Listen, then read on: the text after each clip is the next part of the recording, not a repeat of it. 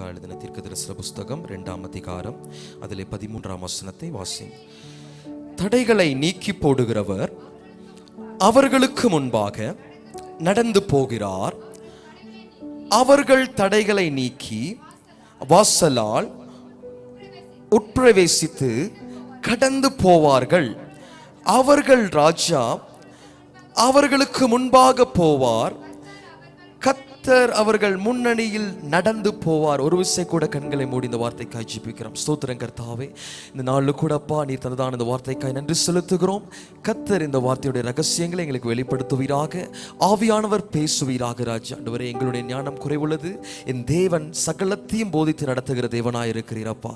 என் கர்த்தர் பேசுங்க, ஆவியானவர் பேசுங்க. இந்த வார்த்தை கேட்கிற எனக்கும் ஆண்டவர் கேட்கிறதான ஜனங்களுக்கும் பேசுகிற எனக்கும் பிரயோஜனமுள்ளதா இருக்கட்டும். கர்த்தர் நடத்துங்க. இயேசுவின் மூலம் ஜெபிக்கிறோம் பிதாவே, ஆமென்.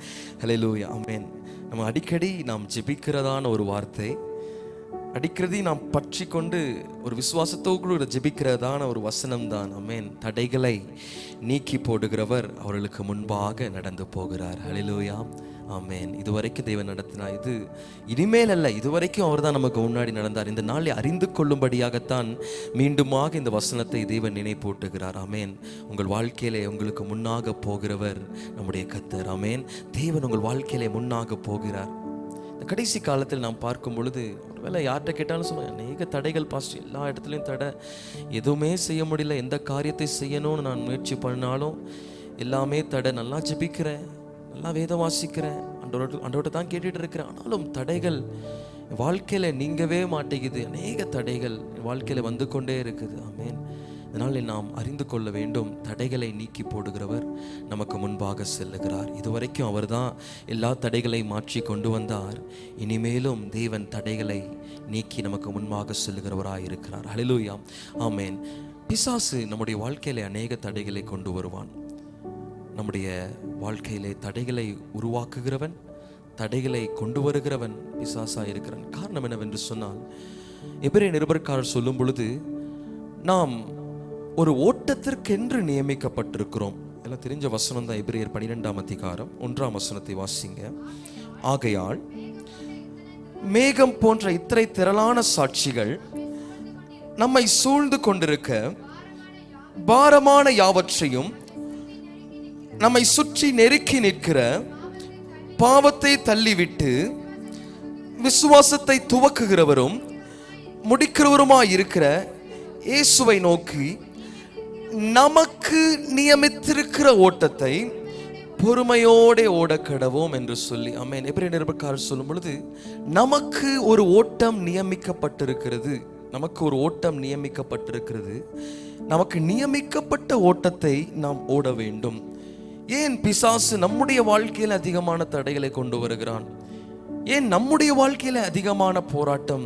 இதனால் நீங்கள் அறிந்து கொள்ள வேண்டும், நமக்கு ஒரு ஓட்டம் நியமிக்கப்பட்டிருக்கிறது. நமக்கு ஒரு நியமிக்கப்பட்ட ஓட்டம், ஒவ்வொருவரும் ஓடி முடிக்க வேண்டிய ஒரு ஓட்டம் இருக்கிறது. அந்த ஓட்டத்திலே நாம் சோர்ந்து போகும்படியாக, அந்த ஓட்டத்திலே நாம் நின்று போகும்படியாக, நமக்கு நியமிக்கப்பட்ட ஓட்டத்தை நாம் ஓடக்கூடாதபடிக்கு பிசாசு நம்முடைய வாழ்க்கையில தடைகளை கொண்டு வருகிறார். நம்ம இந்த நாளில் தேவன் நம்மை அழைத்திருக்கிறார், தேவன் நம்மை கொண்டு வந்திருக்கிறார். நாம் இங்கே இருப்போம் என்று சொன்னால் அவருடைய கிருபையினாலே, அவருடைய இரக்கத்தினாலே. அப்படியாக தேவன் நம்மை கொண்டு வந்தவர் நமக்கென்று ஒரு ஓட்டத்தை நியமித்திருக்கிறார் என்பதையும் நாம் அறிந்து கொள்ள வேண்டும். ஏன் தடைகள் வருகிறது? காரணம் என்னன்னா, நம்முடைய ஓட்டத்தை தடை பண்ணுவதுதான் பிசாசுடைய நோக்கமாக இருக்கிறது.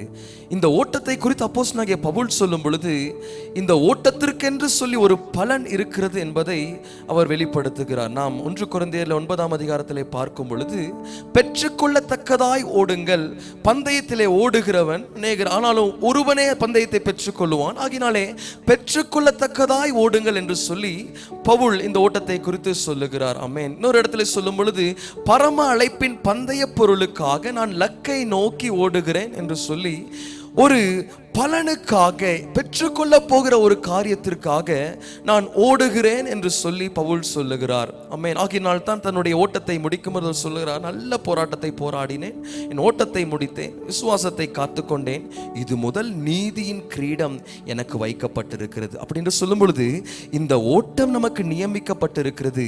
இந்த ஓட்டத்தின் முடிவிலே நமக்கு ஒரு மகிமையான ஒரு கிரீடம் நமக்கு வைக்கப்பட்டிருக்கிறது. அல்லேலூயா. இந்த ஓட்டத்தின் முடிவிலே நமக்கு ஒரு பெரிய பலன் இருக்கிறது. இக்காலத்தின் பாடுகள் இனி வரும் மகிமைக்கு ஒப்ப ஆகாது. அல்லேலூயா. அந்த நாளிலே அண்ட சராசரங்களுக்கு முன்பதாக தேவன் மகிமையான கிரீடத்தை இந்த ஓட்டத்தை ஜெயமாய் முடிக்கிறவர்களுக்கு தேவன் வைத்திருக்கிறார். அல்லேலூயா.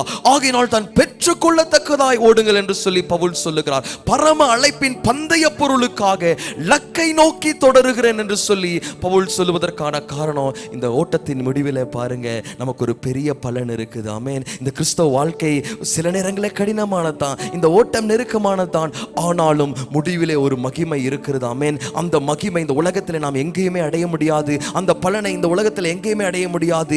அந்த நாளிலே தேவன் வெளிப்படும் பொழுது அவருடைய சிங்காசனத்திற்கு முன்பதாக அந்த பலனை தேவன் நமக்கு தரப்போகிறவராயிருக்கிறார். அல்லேலூயா. அந்த நாள் ஒரு பெரிய பலன் இருக்கிறது. இந்த பலனை நாம் பெற்றுக்கொள்ளாதபடிக்கு, ஆமென், இந்த மகிமை நாம் அடையாதபடிக்கு, இதை நாம் இழந்து போகும்படியாக பாருங்க பிசாசு நம்முடைய வாழ்க்கையிலே தடைகளை கொண்டு வருகிறார். ஆமென். தடைகளை கொண்டு வர எப்படி ஆகிலும் இவங்களை தடுத்துடணும், இவங்க ஓட்டத்தை நிப்பாட்டிடணும், இவங்க சோர்ந்து போகணும், இவங்க களைப்படைந்து போகணும், தங்களுக்கு நியமிக்க ஓட்டத்தை இவர்கள் ஓடாம பின்வாங்கி போக வேண்டும் என்று சொல்லி பிசாசு நம்முடைய வாழ்க்கையில சத்துரு அநேக தடைகளை கொண்டு வந்து கொண்டிருக்கிறார். ஆமென்.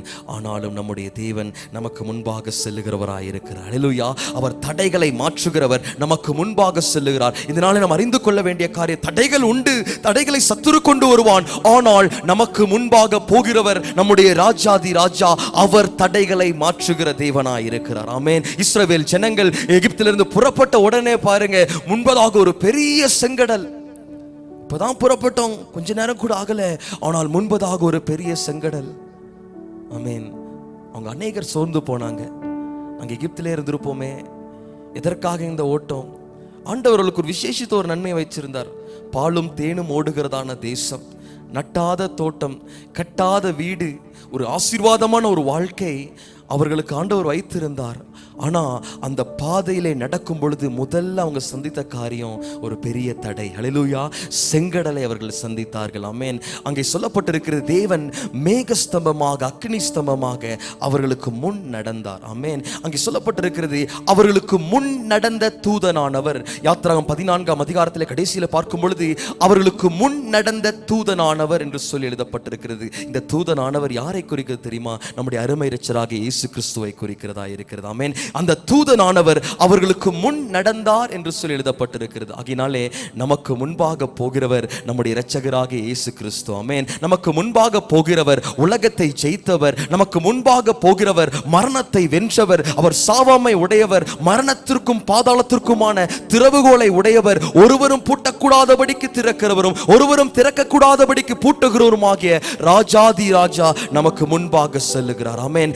தூதனானவர் அவர்களுக்கு முன்பாக போனார் என்று சொல்லி எழுதப்பட்டிருக்கிறது. இவங்க தடைக்கு முன்பதாக வரும் பொழுது, செங்கடலுக்கு முன்பதாக வரும் பொழுது தேவன் அதற்கு முன்பதாகவே அவர்களுக்கு முன்னாக செல்லுகிறவராக இருந்தார். ஆமென். ஆகையால் கோரேசை ஆண்டவர் தெரிந்து கொள்ளும் பொழுது, நமக்கு கடந்த மாதத்தில் கூட வாசிச்சோம். ஆமென். ஏசாயா 45ஆம் அதிகாரத்திலே, உனக்கு முன்பாக போகிறவர் கோணலான பாதைகளை செவ்வையாக்குவார். ஆமென். நான் உனக்கு முன்பாக சென்று கோணலான பாதைகளை செவ்வையாக்குவேன். அது மாத்திரமல்ல, ஆண்டவர் சொல்றாரு, வெண்கல கதவுகளை உடைத்து இரும்பு தாழ்பால்களை முடிப்பேன். அல்லேலூயா. வெண்கல கதவுகளை முறைத்து போடுவேன், இரும்பு தாழ்பாலை முறைத்து போடுவேன். தடைகளை மாற்றுகிறவர் நமக்கு முன்பாக செல்லுகிறதான தேவனாய் இருக்கிறார். ஆமென். இந்த கடைசியில் சீஷர்கள்லாம் பாருங்க, இயேசுவோடு கூட நடந்தாங்க, இயேசுவோடு கூட போனாங்க.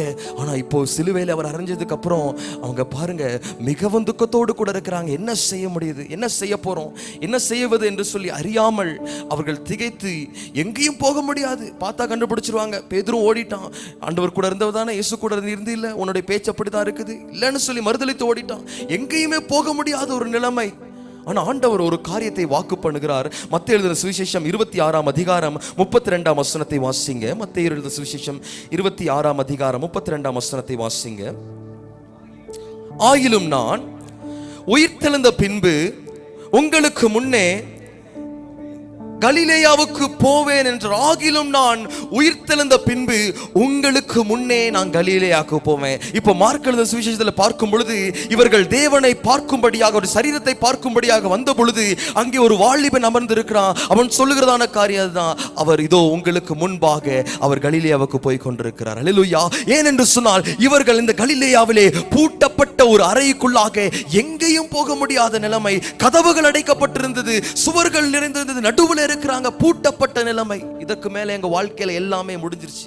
இதுவரைக்கும் எல்லா இடத்துக்கு போனாங்க, இனி எங்கேயும் போகக்கூடாதபடிக்கு தடைகள் நெருக்கி இருக்கிறதான நேரத்தில் பாருங்க ஆண்டவர் வாக்கு பண்ற, நான் உங்களுக்கு முன்பதாக கலிலேயாவுக்கு போவேன், உங்களுக்கு முன்பதாக கலிலேயா இருப்பேன். நீங்க தடைகளை சந்திப்பீங்க, ஆனா அந்த சுவரில் இருந்து உங்களை வெளியே அனுப்பி தேசங்களுக்கு உங்களை அனுப்பும்படியாக, உங்களை அநேக ஜாதிகளுக்குள்ள உங்களை அனுப்பும்படியாக, தேசத்தை சுதந்திரத்துக் கொள்ளும்படியாக உங்களுக்கு முன்னே நான் கலிலேயாவுக்கு போய் தடைகளை மாற்றுவேன். ஹல்லேலூயா. அந்த தேவன் நமக்கு முன்னே செல்லுகிறவராயிருக்கிறார். ஹல்லேலூயா. முன்னே செல்லுகிறாயிருக்கிறார். முன்னே செல்வதற்கான காரணம் என்ன? ஆண்டவருக்கு தெரியும் இவர்கள் தடைகளை சந்திப்பாங்க, இவங்க பூட்டப்பட்ட அறைக்குள்ள இருப்பாங்க, இவர்களை வெளியே கொண்டு வர வேண்டும் என்று சொன்னால் அவர் முன்னே செல்ல வேண்டும். ஆமென். அவர் முன்னே செல்ல வேண்டும். அந்த தேவன் தான் நமக்கு முன்பாக செல்லுகிறார். அவருக்கு தெரியும். இன்னைக்கு நிறைய நேரம் யோசிச்சுக்கிட்டு இருக்கிறோம், ஆண்டவருக்கு நம்முடைய பிரச்சனை எல்லாம் தெரியாது என்று சொல்லி. நாம் தாண்டுகிற தடைகளை, நாம் சந்திக்க போகிற தடைகளை தேவன் அறிந்திருக்கிறார். ஹல்லேலூயா. நாம் என்ன தடைகளை சந்திக்கிறோமோ, என் வாழ்க்கையில என்ன தடைகள் நமக்கு வருகிறதோ அதற்கு முன்பதாகவே தேவன் அறிந்திருக்கிறார். ஹல்லேலூயா. நம்மாலை தாண்ட முடியாத தடைகளை தேவன் தாண்ட பண்ணுவார். ஆமென். நம்மாலை தாண்ட முடியாது நாம் நினைக்கிறதான தடைகளை ஆண்டவர் நமக்காக தகர்த்தெறிகிறதான தேவனாயிருக்கிறார். செங்கடலை இரண்டாக பிளந்தார், வெட்டாந்தரையிலே நடக்க பண்ணினார். ஆமென். கோரேசு குறித்து சொல்லும் பொழுது எல்லா விதமான கதவுகளை திறந்தார், அந்த ஆலயத்தை கட்டுவதற்கு அடிஸ்தானம் இடும்படியாக உதவி செய்தார். ஆமென். இந்த சீஷர்கள் பூட்டப்பட்ட அறையில் இருந்தாங்க, இப்பொழுது பலன் அடைந்து, ஆமென், ஆவியின் பலன் அடைந்து பாருங்க உலகம் எங்கும் போனாங்க, அநேகரை தேவனுக்கு சுவிசேஷத்தை அறிவித்து தேவனுக்கு நேராக வழி நடத்தினாங்க. தடைகளை மாற்றுகிற தேவன் முன்பாக செல்லுகிறதான தேவனாயிருக்கிறார். ஹல்லேலூயா. ஆகினாலே இந்த தேவன் முன்பாக செல்லுகிறவர் மாத்திரமல்ல, அவர் தடைகளை மாற்றுகிறதான தேவனாயிருக்கிறார். உங்கள் வாழ்க்கையிலே எல்லா தடைகளையும் கர்த்தர் மாற்றுவார். செங்கடலை பிளந்தவருக்கு, இரும்பு தாழ்பால்களை உடைத்தவருக்கு, அவர் உங்கள் வாழ்க்கையிலே வருகிறதான எல்லா தடைகளையும் மாற்ற அவரால் கூடும். ஆமென். இன்னைக்கு யோசிச்சு பாருங்க, இன்னைக்கு யாரை கேட்டாலும் ஏதாச்சும் ஒரு காரியங்களை தடை சொல்லுவோம். யாரும் தடை இல்லாதன்னு ஒண்ணுமில்லை. இந்த ஆசீர்வாதத்துக்கு தடையா இருக்குது, என்னுடைய வாழ்க்கைக்கு தடையா இருக்குது, என் குடும்ப காரியங்களுக்கு தடையா இருக்குது, அநேக தடைகளை தான் நான் சந்தித்துக் கொண்டிருக்கிறேன், பிரயாசப்படுறேன், அதற்காக ஓடிக்கொண்டிருக்கிறேன். ஆனால் நான் ஓடுகிற இடமெல்லாம் நான் தடைகளை சந்தித்துக் கொண்டிருக்கிறேன். நம்முடைய ஓட்டத்திலே நமக்கு முன்பாக தேவன் போகிறார். ஆமென். இன்னைக்கு எல்லா இடமும் அடைக்கப்பட்டிருக்குதா? ஒன்று அறிந்து கொள்ளுங்க, நமக்கு முன்பதாக தேவன் இருக்கிறார். ஆமென். அவருக்கு தெரியுங்க நீங்க என்ன தடைகளை சந்திக்கிறீங்க, எந்த காரியத்தில் உங்களுக்கு தடை இருக்கிறது, எந்த காரியத்தில் நீங்க நெருக்கப்படுறீங்க. ஆண்டவர் நன்றாய் அறிந்திருக்கிறதான தேவனாய் இருக்கிறார். ஆண்டவருக்கு தெரியும் எந்த காரியத்தை நம்மால தாண்ட முடியாது, எந்த தடையை நம்மால தாண்ட முடியாது என்பது அவருக்கு தெரியும். நம்மால தாண்ட முடியாத தடைகளை அவர் உடைக்கிறதான தேவனாய் இருக்கிறார். ஆனா இங்க மீகா எழுதின சுவிசேஷத்தில் சொல்லும் பொழுது அவர்கள் தடைகளை தாண்டி, அல்லேலூயா. இன்னைக்கு அநேக நேரங்களில் பாருங்க ஆண்டவர் நாம் தடைகளை தாண்ட வேண்டும் என்று சொல்லி ஆண்டவர் விரும்புகிறதான தேவனாய் இருக்கிறார். நாம் தடைகளை தாண்ட வேண்டும். ஆமென். நாம் தடைகளை தாண்டும்படியாக இன்னைக்கு யோசிச்சு கொண்டிருக்கிற எல்லா தடைகளையும் ஆண்டவர் தான் உடைக்கணும் என்று சொல்லி. ஆமென். ஆனா இங்க வசனத்தை சொல்லும் பொழுது அவர்கள் தடைகளை தாண்டி வாசல் வழியை உட்பிரவேசிப்பார்கள். ஆமென். அவர்கள் தடைகளை தாண்டி அப்படின்னு சொல்லும் பொழுது தாண்ட முடியாத தடைகள் எல்லாம் இருக்கிறது. அந்த தடைகள் எல்லாம் ஆண்டவர் ஏற்கனவே உடைத்து விட்டார். ஆமென். நம்முடைய வாழ்க்கையில பார்க்கும் பொழுது பாருங்க, எது தாண்ட முடியாத தடை? ஆமென். நம்முடைய வாழ்க்கையில நாம் பார்க்கும் பொழுது எது தாண்ட முடியாத தடை? சில நேரங்களில் யோசிக்கிறேன், இதெல்லாம் என்னால கடக்க முடியாது, இந்த போராட்டங்களை தாண்டி போக முடியாது. ஆனால் வேதம் சொல்லுகிறது ஒன்று மாத்திரம்தான் தாண்ட முடியாத தடையா இருந்தது, ஆனால் அதை தேவன் உடைத்து விட்டார். நாம் வாசிக்கலாம். எபேசியர்கள் நிருபம் 2ஆம் அதிகாரம் 13ஆம் வசனத்தை வாசிக்கலாம். எபேசியர் 2ஆம் அதிகாரம் 13ஆம் வசனத்தை வாசிங்க. 13ஆம் வசனத்திலிருந்து வாசிங்க. முன்னே தூரமாயிருந்த நீங்கள் இப்பொழுது கிறிஸ்து இயேசுவுக்குள் கிறிஸ்துவின் இரத்தத்தினாலே சமீபமானீர்கள். எப்படி எனில் அவரே நம்முடைய சமாதான காரணராகி இருதரத்தாரையும் ஒன்றாக்கி பகையாக நின்ற பிரிவினையாகிய நடு சுவரை தகர்த்து, ஹல்லேலூயா, ஒரே ஒரு தடை தாங்க மனுஷனால தாண்ட முடியாது. ஒரு தடையை தாண்டி மனுஷனாலே போகவே முடியல. ஒரு மனுஷனாலும் தேவனிடத்துல சேர முடியாது. ஆமென். இன்னைக்கு ஆண்டவர் ஆராதிக்கிறோம், எங்கும் தொழுது கொள்ளுகிற காலம் வந்துச்சு. ஆனா அன்றைக்கு அப்படி இல்லை. உங்க வாழ்க்கையில ஜெபம் பண்ணணுமா, உங்க வாழ்க்கையில ஆண்டவருக்கு காணிக்கை செலுத்தணுமா, போங்க ஆசாரிய இடத்துல போங்க. அவன் தான் கொண்டு போய் உங்களுக்காக பலி செலுத்தணும், அவன் தான் கொண்டு போய் உங்களுக்காக தூபம் காட்டணும். நம்மாலே ஆண்டவரிடத்துல நெருங்க கூடாது ஒரு தடை இருந்தது. அந்த தடை தான் பாருங்க எந்த ஒரு மனுஷனாலும் தாண்ட முடியாது. ஹல்லேலூயா. எந்த ஒரு மனுஷனாலும் தாண்ட, இன்னைக்கு அநேக தடைகளை தாண்ட முடியாதுன்னு சொல்றீங்க. ஒன்றை மாத்திரம் தான் மனுஷனால தாண்ட முடியாமல் இருந்தது, ஆண்டவரிடத்தில் நெருங்குவது மாத்திரம்தான். அதுதான் அந்த நடுசுவரை தான் தாண்ட முடியாம இருந்தது. ஆனா அந்த சுவர் ஆண்டவர் உடைச்சிட்டாரு. தடைகளை மாற்றுகிறவர் அந்த சுவரை உடைச்சிட்டாரு. அவர் சிலுவையில தொங்கும் பொழுது அந்த திரைச்சீலை இரண்டாக தெரிந்தது. இப்ப நான் தைரியமாய் கிருபாசனத்தண்டிலே பிரவேசிக்கும் ஸ்லாக்கியத்தை அவர் மூலமாய் நாம் பெற்றிருக்கிறோம். இன்னைக்கு அநேக தடைகளை யோசிக்கிறோம். வாழ்க்கையில ஒரே ஒரு தடை தான் பாருங்க மனுஷனை தேவனை விட்டு பிரிக்கிறதாய் காணப்பட்டது. ஒரு சுவர், பகையாக இருந்த சுவர் தான் மனுஷனை தேவனிடத்தில் சேர முடியாமல் தடுத்தது. இன்னைக்கு அந்த தடைகளை ஆண்டவர் உடைச்சிட்டார். ஹல்லேலூயா. இன்னைக்கு நீங்க எங்க ஆண்டவரை துதிச்சாலும், எங்க ஆண்டவரை நோக்கி கூப்பிட்டாலும் அந்த இடத்துல உங்களோடு கூட தேவன் இருக்கிறவராய் இருக்கிறார். ஆனா அன்னைக்கு அப்படி கிடையாது. அன்னைக்கு ஜனங்கள் ஆசாரிய இடத்துல தான் போகணும், ஆசாரியன் தான் பலி செலுத்தணும், ஆசாரியன் மாத்திரம் தான் பரிசுத்த ஸ்தலத்துக்குள்ள செல்ல முடியும், ஆசாரியன் மாத்திரம் தான் தேவனுக்கு தூபம் காட்ட முடியும், வேற ஒரு மனுஷனாலும் செல்ல முடியாது. ஆனா ஒரே ஒரு தடை, தாண்ட முடியாத தடை இருந்தது. ஹல்லேலூயா. அது ஆண்டவர் உடைச்சு போட்டுட்டார். ஹல்லேலூயா. அந்த தடைகளை தாண்டிட்டாரு. இதுதான் தாண்ட முடியாத தடை. அதற்கப்புறம் இருக்கிற எல்லா தடைகளையும் நம்மாலே தாண்ட முடியும். இன்னைக்கு நினைச்சுக்கிட்டு இருக்கிறோம், என்னால எல்லா தடைகளையும் தாண்ட முடியும், என் வாழ்க்கையில உங்களுக்கு என்ன பாசம் தெரியும், பெரிய பெரிய பிரச்சனைகளா இருக்குது, இதெல்லாம் என்னால் தாண்ட முடியாது. நம்மாலே தாண்ட முடியாத தடை ஒன்று இருந்தது, அதை ஆண்டவர் உடைத்து விட்டார். ஹல்லேலூயா. இன்னைக்கு ஆண்டவரோடு கூட நெருங்கி இருக்கிறோம். இன்னைக்கு ஆண்டவரை தேடுறோம், ஆண்டவரை துதிக்கிறோம். அந்த தடை உடைஞ்சிருச்சு. இப்போ ஆண்டவர் நாம் தடைகளை தாண்டும்படி விரும்புகிறார். காரணம், அந்த தடை உங்களால என்னால தாண்ட முடியும். ஆமென். அதுதான் அப்போஸ்தலனாகிய பவுல் சொல்றாரு பாருங்க, உம்மாலே, ஹல்லேலூயா, அவராலே நான் எல்லாவற்றையும் ஜெயிக்கிறேன், கிறிஸ்து இயேசுவுக்குள்ளாக என்னை வெற்றி சிறக்க பண்ணுகிற தேவனுக்கு ஸ்தோத்திரம். ஆமென். அவர் மூலமாக எல்லாவற்றையும் வெற்றி சிறக்கிறார். காரணம் என்னவென்று சொன்னால், அந்த கல்வாரி சிலுவையிலே தேவன் எல்லாவற்றையும் நம்முடைய பாதபடிக்கு கீழாக்கி போட்டுட்டாரு. நம்முடைய பிரச்சனைகள், வியாதிகள், வறுமைகள், கடன் பாரங்கள், தொல்லைகள் எல்லாவற்றையும் தாண்டி போகும்படியாக, எல்லாவற்றிலும் ஜெயமுள்ளவர்களாய் இருக்கும் தேவன் எல்லாவற்றையும் நம்முடைய பாதத்தின் கீழ் ஆக்கிட்டாரு. ஒன்னே ஒண்ணு மட்டும் இருந்துச்சு, ஆண்டவரோடு கூட சேர முடியாத ஒரு நிலைமை, தடையாக நின்றதான அந்த சுவர். அது ஆண்டவர் உடைச்சிட்டார். தடைகளை மாற்றுகிறவர், நமக்கு முன்பே சென்று எல்லாவற்றையும் உடைச்சிட்டாரு. இனி எல்லாவற்றையும் நம்மாலே ஜெயிக்க முடியுங்க. ஹல்லேலூயா. எல்லா தடைகளையும் நம்மாலே தாண்ட முடியும். ஆமா, இந்த வசனங்களை தியானித்துக் கொண்டிருக்கும் பொழுது பாருங்க, இந்த குழந்தைகளை பார்க்கும் பொழுது இன்னைக்கு நிறைய பெற்றோர்கள் இருக்கிறாங்க. குழந்தைகளை தூக்கி கொஞ்சுவதற்கு எல்லாருக்கும் பிடிக்கும். ஆனா கடைசி வரைக்கும் தூக்கிக்கிட்டே இருப்போமா குழந்தைகளை? அந்த குழந்தை என்னைக்கு அதுவே எலும்பி நடந்து வருதோ பாருங்க, அன்னைக்கு தான் ஒரு பெரிய சந்தோஷம் இருக்கு. என் குழந்தை தான் தெரிஞ்சு நடந்து வருது, ஒரு பெரிய சந்தோஷம். இன்னும் அதுக்கப்புறம் படிக்க வைப்பாங்க, எல்லாம் வைப்பாங்க. காரணம் என்ன சொன்னா, கடைசியில் சொல்லுவோம், என் பிள்ளை ஒத்த கால நிற்கும். ஆமென். என் பிள்ளை தனியா நிற்கும், என் பிள்ளை தனியா வேலை செய்யும், என் பிள்ளை சுயமா எல்லாவற்றையும் செய்யும். அதுதான் ஒரு பெற்றோருக்கு பெருமை. நான் தான் என் பிள்ளைய பண்றேன், நான் தான் இதை செய்யறேன், கடைசி வரைக்கும் நான் தான் என் பிள்ளைக்கு சோறு போடுறேன்னு சொல்வது ஒரு பெற்றோருக்கும் பெருமை கிடையாது. பெற்றோருக்கு என்ன பெருமை? ஆமென். என் பிள்ளை சுயமா நிற்குது, என் பிள்ளை சுயமா நடக்குது, என் பிள்ளை சொந்த கால நிக்குது, அதுக்கு நான் படிப்பை கொடுத்தேன், அதற்கு வேண்டியவெல்லாம் செய்தேன், இப்போ என் பிள்ளை தனியா நிக்குது, என் பிள்ளை எல்லாவற்றிலும் ஜெயமுள்ளதா இருக்குதுன்னு சொல்றதான் பாருங்க ஒரு பெற்றோருக்கு ஒரு பெரிய பெருமையா இருக்கும். ஆமென். ஆண்டவர் எதை குறித்தும் பெருமை பாராட்டுகிற தேவன் இல்ல, ஒன்றை மாத்திரம் குறித்து பெருமை பாடுற தம்முடைய பிள்ளைகளை குறித்து. ஹல்லேலூயா. தம்முடைய பிள்ளைகளை குறித்து இங்கே அவர்கள் தடைகளை தாண்டும்படியாக அவரால் எல்லாவற்றையும் மாற்ற முடியும், எல்லாவற்றையும் உடைக்க முடியும். ஆனால் ஆண்டவர் நம்மிடத்தில் எதிர்பார்க்கிறதா காரியம், என் பிள்ளைக்கு முன்னாடி நான் போறேன், என் பிள்ளை தடைகளை தாண்டி வர வேண்டும், என் பிள்ளை தடைகளை தாண்டி வர வேண்டும். அதைத்தான் மீகாத சுவிசேஷத்தில் பார்க்கிறோம். அவர்கள் தடைகளை தாண்டி வாசல் வழியாய் உட்பிரவேசிப்பார்கள். இதோ திறந்த வாசலை உங்களுக்கு முன்பதாக வைத்திருக்கிறேன், ஒருவன் அதை பூட்ட மாட்டான். ஆனால் தாண்டி போக வேண்டியதை தேவன் நம்மிடத்தில் எதிர்பார்க்கிறார். ஹல்லேலூயா. ஆண்டவர் வாசலை திறந்துட்டாருங்க, எல்லாவற்றையும் திறந்து விட்டார். இனி தாண்டி போகும்படியாக ஆண்டவர் எதிர்பார்க்க. ஆண்டவர் நம்மிடத்தில் பெருமை கொள்வதற்கான காரியம் என்ன? என்றைக்கு நாம் அந்த தடைகளை தாண்டி வர்றோமோ, எப்போ ஒரு பெற்றோருக்கு ஒரு மகிழ்ச்சி, என் பிள்ளை இவ்வளோ படிச்சு இவ்வளோ கஷ்டப்பட்டு இன்னைக்கு ஒரு பெரிய ஒரு அந்தஸ்துல இருக்கிறான், இன்னைக்கு ஒரு ஜெயமுள்ளவனா இருக்கிறான், தான் சொந்த காலில் நிற்கிறான், இன்னைக்கு அநேகருக்கு உதவி செய்யறான், இன்னைக்கு அநேகருக்கு அவன் ஒரு உதவி செய்கிறதான பாத்திரமா இருக்கிறான். அதுதான் பெற்றோர்களுக்கு பெருமை. ஆண்டவர் நம்மிடத்துல எதிர்பார்க்கிறதான காரியம் அதுதான் பாருங்க. ஆமென். என் பிள்ளை தடையை தாண்டி வர வேண்டும், என் பிள்ளை ஜெயமுள்ளதா இருக்க வேண்டும், என்னுடைய பிள்ளை எல்லாவற்றையும் தாண்டி வரும். அதனால தான் பாருங்க யோபை குறித்து சொல்லும் பொழுது பாருங்க, பிசாசு தைரியமா சொல்றாரு, என் தாசனாக யோபின் மேல கவனம் வைத்தாயோ, உத்தமனும் சன்மார்க்கனும் தேவனுக்கு பயந்து பொல்லாப்புக்கு விலகுறோமாயிருக்கிறோம். ஆமென். ஆண்டவர் எதை குறித்து பெருமைப்படுவார் தெரியுமா?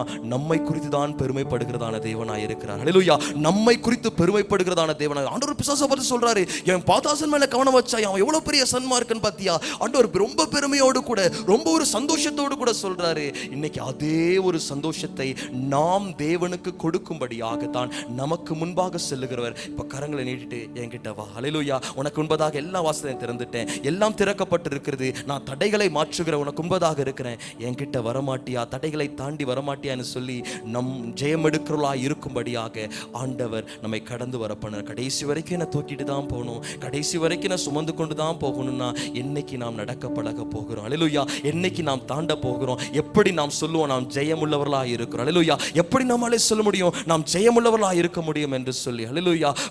உலகத்திலே உபத்திரவம் உண்டு, ஆனாலும் திடன் கொள்ளுங்கள், நான் உலகத்தை ஜெயித்தேன் என்று சொன்னவர் நமக்கு முன்பதாக செல்லுகிறார். நாமும் ஜெயமுள்ளவர்களாக இருக்கும்படியாக அவர் நமக்கு முன்பதாக செல்லுகிறார். நாம் தடைகளை தாண்டும்படியாக தேவன் விரும்புகிறதான தேவனாய் இருக்கிறார். ஹல்லேலூயா. ஆகினால் தான் அங்கே சொல்லும் பொழுது அவர்கள் தடைகளை தாண்டி வாசலாலை உட்பிரவேசித்து கடந்து போவார்கள்.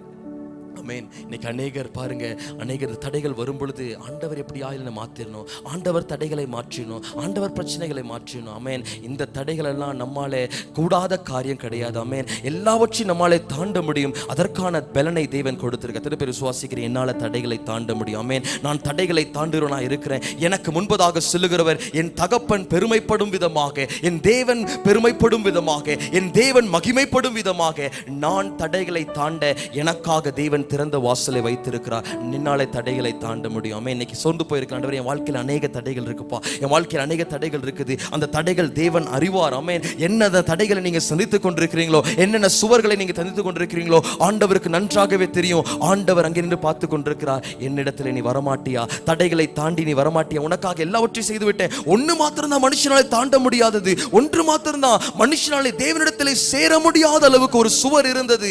அதை ஆண்டவர் உடைத்துட்டாரு. அதுவே போயிருச்சு. இனிமேல் ஒரு தடையும் மனுஷனுக்கு தடையே அல்ல. ஹல்லேலூயா. எல்லாமே நம்முடைய பாதபடியின் கீழே இருக்குதுங்க. உங்க கடன் பிரச்சனை, உங்க வியாதி, உங்க வறுமை, உங்கள் சூழ்நிலை, உங்கள் வாழ்க்கையில நீங்கள் சந்திக்கிற எதிர்ப்புகள் எல்லாவற்றையும் மிதித்து தாண்டி போகும்படியாக தேவன் உங்களோடு கூட இருக்கிறவராய் இருக்கிறார். ஹல்லேலூயா. அவர் உங்களுக்கு முன்பதாக செல்லுகிறார். ஆனால் இந்த நாளிலே பாருங்க, அநேகர் தடைகளை பார்க்கும் பொழுது சோர்ந்து போயிடும். ஆமென். இதுக்கு மேல என்னால ஓட முடியாது, இதுக்கு மேல என்னால போக முடியாது, இதுக்கு மேல போதும், இந்த கிறிஸ்தவ வாழ்க்கையை போது எனக்கு அநேகர் செய்கிறதான காரியம் பாருங்க, இதுவரைக்கும் ஆண்டவர் நம்மை தூக்கி எடுத்தார், இதுவரைக்கும் ஆண்டவர் நம்மை நடத்தினார். ஆனால் நம்முடைய வாழ்க்கையில தடைகளை சந்திக்கும் பொழுது எனக்கு போதும், இந்த கிறிஸ்தவ வாழ்க்கை போதும், ஆண்டவர்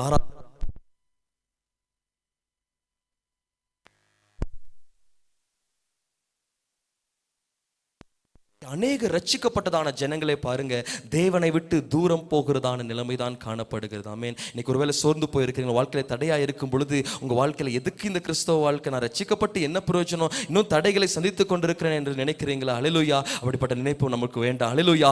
தேவன் எல்லாவற்றையும் நம்மை தாண்ட பண்ணுகிறதான தேவனாய் இருக்கிறார். எல்லாவற்றையும் நமக்காக ஜெயம் எடுக்கிறதான தேவனாய் இருக்கிறார். நம்மாலே இந்த நாளிலே தாண்ட முடியும். ஹல்லேலூயா. ஆனால் தாண்ட முடியாததற்கான காரணம் என்னவென்று சொன்னால் பாருங்க, அநேகர் அடுத்த அடி எடுத்து வைப்பதற்கு பிரயாசப்படுவதில்லை. ஆமென். அநேகர் தாண்டுவதற்கு பிரயாசப்படுவதில்லை, அநேகர் கடந்து போவதற்கு பிரயாசப்படுவதில்லை, அநேகர் அங்கே இருந்து போகிறபடினாலே இன்னைக்கு அநேகர் தடைகளை தாண்ட முடியாத நிலைமையிலே காணப்படுகிறோம். ஆமென். அநேகர் நம்பிக்கையற்றவர்களாக, விசுவாசம் இல்லவர்களாக முன்பதாக செல்லுகிறதான தேவன் அவர் தடைகளை தாண்டுகிறவர் தாண்ட பண்ணுகிறவர் என்பதை விசுவாசிக்காமல் இன்னைக்கு அநேகர் சோர்ந்து போய் அங்கே நின்று போகிறபடினாலே அந்த தடைகள் மேலும் மேலும் பெரிதாகிக் கொண்டே இருக்கிறது. தடைகள் மீண்டும் மீண்டும் பலத்துக் கொண்டே இருக்கிறது.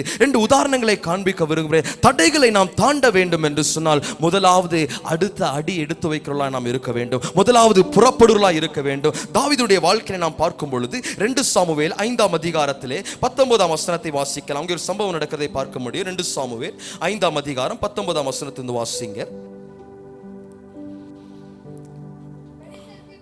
பெலிஸ்தருக்கு விரோதமாய் போகலாமா, அவர்களை என் கையில் ஒப்பு கொடுப்பீரா என்று தாவீது கர்த்தரிடத்தில் விசாரித்த போது, கர்த்தர் போ, பெலிஸ்தரை உன் கையில் நிச்சயமாய் ஒப்பு கொடுப்பேன் என்று தாவீதுக்கு சொன்னார் என்று சொல்லி தாவீதுடைய வாழ்க்கையிலே ஒரு முறை பெலிஸ்தர்கள் தடையாய் இருப்பதை நாம் இந்த இடத்திலே பார்க்க முடியும். முதல் முறை ஆண்டவரிடத்துல கேட்கிற, ஆண்டவரே பெலிஸ்தர் முன்பதாக இருக்கிறாங்க, சுற்றி இருக்கிறாங்க, நான் போகலாமா என்று சொன்ன பொழுது ஆண்டவர் நீ போ என்று சொல்லி அவனுக்கு கட்டளையிடுகிறதை பார்க்க முடியும். இரண்டாவதாக மீண்டுமாக தடைகள் மாறினது, ஜெயத்தை எடுத்தாங்க, எல்லாவற்றையும் பிடித்துக் கொண்டாங்க. ஆனால் மீண்டுமாக சத்துரு தடைகளை கொண்டு வருகிறதான நிலைமை தான் அங்கே பார்க்க முடியும். அங்கே தேவன் அதற்கு முன்பதாகவே சென்று அங்கே ஜெயத்தை கட்டளையிடும்படியாக காத்துக் கொண்டிருக்கிறதை நாம் பார்க்க முடியும். நீங்கள் அதிலே 24ஆம் வசனத்தை வாசிக்கலாம். 24ஆம் வசனத்தை வாசிங்க. முசுக்கட்டை செடிகளின் நுனியிலே செல்லுகிற இரைச்சலை நீ கேட்கும்போது சீக்கிரமாய் எழும்பி போ, அப்பொழுது பெலிஸ்தரின் பாளையத்தை முறியடிக்க கர்த்தர் உனக்கு முன்பாக புறப்பட்டிருப்பார் என்றார். அல்லேலூயா. பெலிஸ்தரின் பாளையம், பெலிஸ்தர் தடை பண்றாங்க, முன்பதாக ஜெயம் எடுக்காதபடிக்கு பெலிஸ்தர் தடைகளை கொண்டு வராங்க, சத்துரு தடைகளை கொண்டு வராங்க. ஆனால் இங்கே சொல்லப்பட்டதான காரியத்தை பார்க்கும் பொழுது நீ எழுந்து போ, ஆமென், நீ எழுந்து போ. அப்பொழுது ஆண்டவர் என்ன பண்றாரு? பெலிஸ்தரின் பாளையத்தை முறியடிக்க கர்த்தர் உனக்கு முன்பாக புறப்பட்டிருப்பார். ஆமென். இன்னைக்கு அநேகர் செய்கிறதான தவறு எழும்பி போகிறது இல்லைங்க. போதும் போதும் என்று சொல்லி பாருங்க உட்கார்ந்து விடுகிறோம். இனிமேல் நம்புவதற்கு என்ன இருக்குது?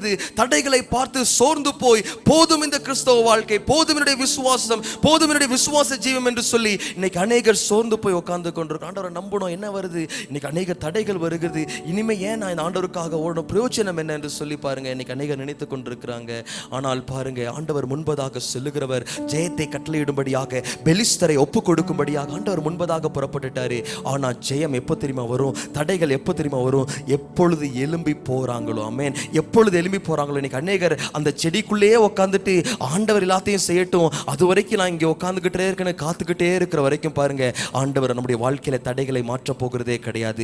நாம் என்றைக்கு எழும்பி போகிறோமோ, ஆமென், நாம் என்றைக்கு புறப்பட்டு போகிறோமோ, விசுவாசத்தோடு கூட தைரியத்தோடு கூட நாம் என்றைக்கு எழும்பி போகிறோமோ, என்னால தடைகளை மாற்ற முடியும், இதெல்லாம் எனக்கு ஒண்ணுமே இல்லை என்று சொல்லி என்றைக்கு அந்த விசுவாசத்தோடு கூட நாம் காரியங்களை செய்ய ஆரம்பிக்கிறோமோ, ஆமென், கர்த்தர் உங்களுக்கு முன்னே போயிருப்பார், அவர் தடைகளை மாற்றுவார். ஹல்லேலூயா.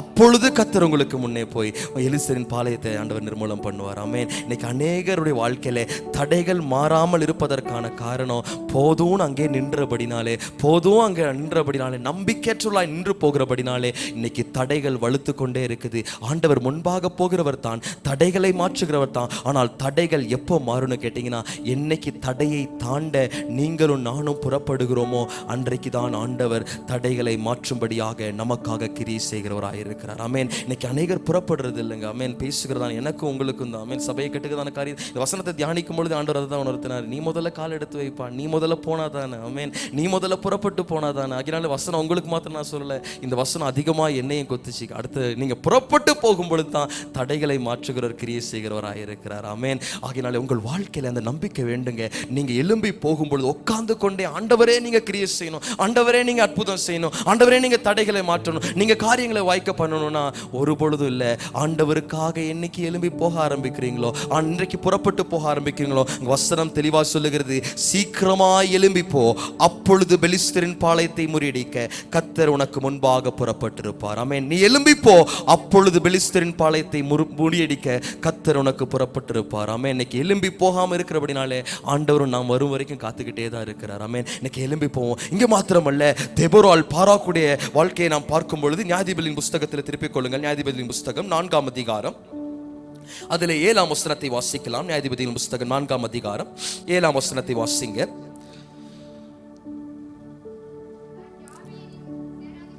நான் யாபீன் சேனாதிபதியாகிய சிசராவையும் அவன் ரதங்களையும் அவன் சேனையையும் கீசோன் பள்ளத்தாக்கிலே உன்னிடத்திற்கு வர இழுத்து அவனை உன் கையில் ஒப்பு கொடுப்பேன் என்றும் இஸ்ரவேலின் தேவனாகிய கர்த்தர் உனக்கு கட்டளையிடவில்லையா என்றால், அதற்கு பாராக், நீ என்னோட கூட வந்தால் போவேன், என்னோட கூட வராவிட்டால் நான் போக மாட்டேன் என்று சொல்லி இந்த நியாயாதிபதிகள் காலத்திலே தெபோராள் என்கும் தீர்க்கதரிசி அன்றைக்கு நியாயம் விசாரித்துக் கொண்டிருந்தால், அன்றைக்கு இந்த பாராக் சந்தித்ததான ஒரு தடைதான் பாருங்க.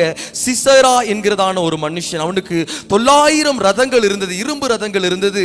அந்த ரதங்களால எல்லாவற்றையும் முறியடித்தான். இப்போ தடையா இருப்பது இந்த இரும்பு ரதங்கள் தான். இப்போ தெபோராள்கிட்ட போய் கேட்கிறேன், நீ என் கூட வந்தா நான் போவேன், அம்மே நீங்க என் கூட இருந்தா யாராவது எனக்கு உதவி செய்தா நான் போவேன். ஆனா தெபோரா சொல்லுகிறதான காரியம், நான் உன் கூட வந்தேன்னா மற்ற ஜனங்கள் என்ன சொல்லுவாங்கன்னா, ஒரு பெண்ணினால தான் உனக்கு ஜெயம் கிடைத்தது என்று சொல்லி அவங்க சொல்லுவாங்க. ஆமென். இன்னைக்கு ஆண்டவர் நம்முடைய வாழ்க்கையில மற்ற மனிதர்கள் மூலமாய் அல்ல, மற்றவருடைய ஒத்தாசையினால் அல்ல, நாம் தடைகளை தாண்டும்படியாக தேவன் விரும்புகிறார். ஆமென். மற்றவர்களுக்கு பெயர் போகும்படியாக வசனம் சொல்லுகிறது, நான் என் மகிமையை வேறொருவனுக்கு கூடேன், தம்முடைய பிள்ளைகள் தாங்களே தாண்டும்படியாக தான் விரும்புகிறார். ஆனால் இங்கே பாராக் சொல்றான், நீ என்னோடு கூட வந்தாதான். ஆமென். மனுஷரை பார்த்து கேட்கிறேன், நீங்க என் கூட உதவி செஞ்சாதான், மனுஷன் உதவி செஞ்சாதான் எனக்கு தடைகளை தாண்ட முடியும். இந்த காரியங்கள் வாழ்க்கையில தடையா இருக்குது. 900 ரதங்கள், இரும்பு ரதங்கள் இருக்குது, எப்படி நான் தாண்டி போவேன்? எனக்கு யாராகிலும் உதவி செய்தால் மாத்திரம்தான் என்னாலே தாண்ட முடியும் என்று சொல்லி நினைத்துக் கொண்டிருக்கிறோம்.